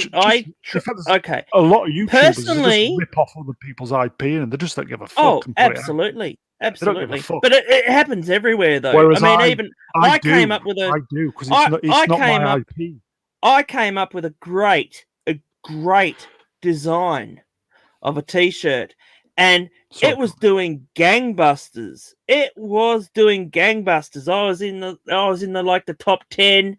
Like and they were pushing me. Sorry, carry on. Sorry, I did my best to kill the stream then. Yeah, you fucking nearly killed me in a minute. Sorry. So anyway, I sorry. I did this fucking t-shirt, right? I'll grovel. Don't ever put me gay and that in the same sentence. So anyway, I created this fantastic t-shirt, and because people saw that, they started copying me. And flattery, mate.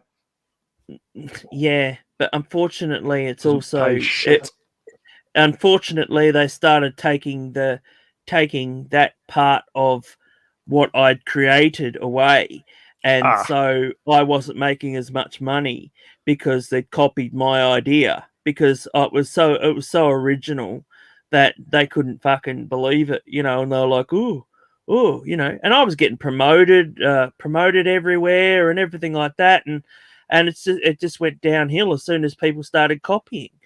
And so, I know I'll always be the original, but it doesn't matter. I lost that base, And so, but I always try to stay away from like fonts, using fonts and text and all that, because it's just a bit of a minefield with, you know, using graphic type things where you need to actually do an artist type thing. You need to do something arty, and you need to keep away from the actual fonts and text. Right. That's all I'll say on the subject. Okay. And then sell it as something original. I've tried. But anyway. Okay. I think we'll finish there. Try again.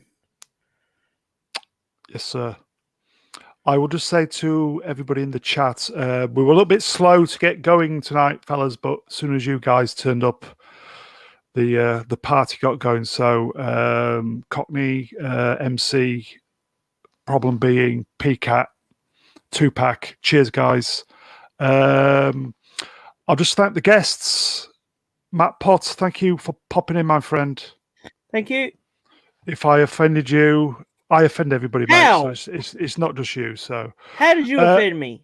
You didn't. I don't know, but I'm you sure don't offend me. I'm sure I can find a way, mate. Swap Shop. No, not at all. Thank you for popping in. Good. Love you, brother. Oh, well, thank you for still being on by the time I got home from the pub. It's always a pleasure to chat with you. Always a privilege to have you on, my friend. Appreciate And that. I'll just say, in his absence, Commander Culture, always really, really good value. And obviously, big thank you to MegaGeek. And last but not least, the wonderful, not Brian Young. Thank you, my friend. Thanks a lot, Mr. Brown. I felt somewhat naked without Ruin Johnson. Pages and pages of notes. And Ruin. Do you know what? I can't believe we've done 3 hours. Wow. By quick, didn't it? Fucking hell. I think we should try and go for a non-stop 24-hour. A Jerry Lewis live stream. Yeah. Telethon. Let's just make it open house. Anybody can turn up. Just That'd be good. 24.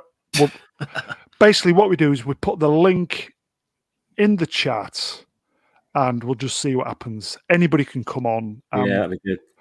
And we'll see what happens. Yeah, I think that would be a great.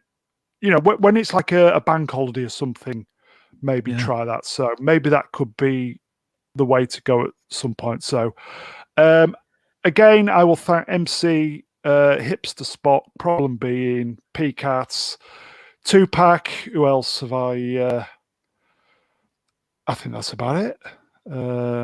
Yeah, I think that's it. I'll just say thanks, guys. 3 hours. Can't believe it. We'll see you next time. Hopefully, we'll hopefully pop in midweek. I've got an idea for a show. I just need to kind of ask the correct people. So I'll just say thank you to the guys in the chat and our guests. So we'll see you soon, everybody. Enjoy the bank holiday weekend if you're in Blighty. Take care, everybody. Adios. Cheery bye. Cheery bye. Bye.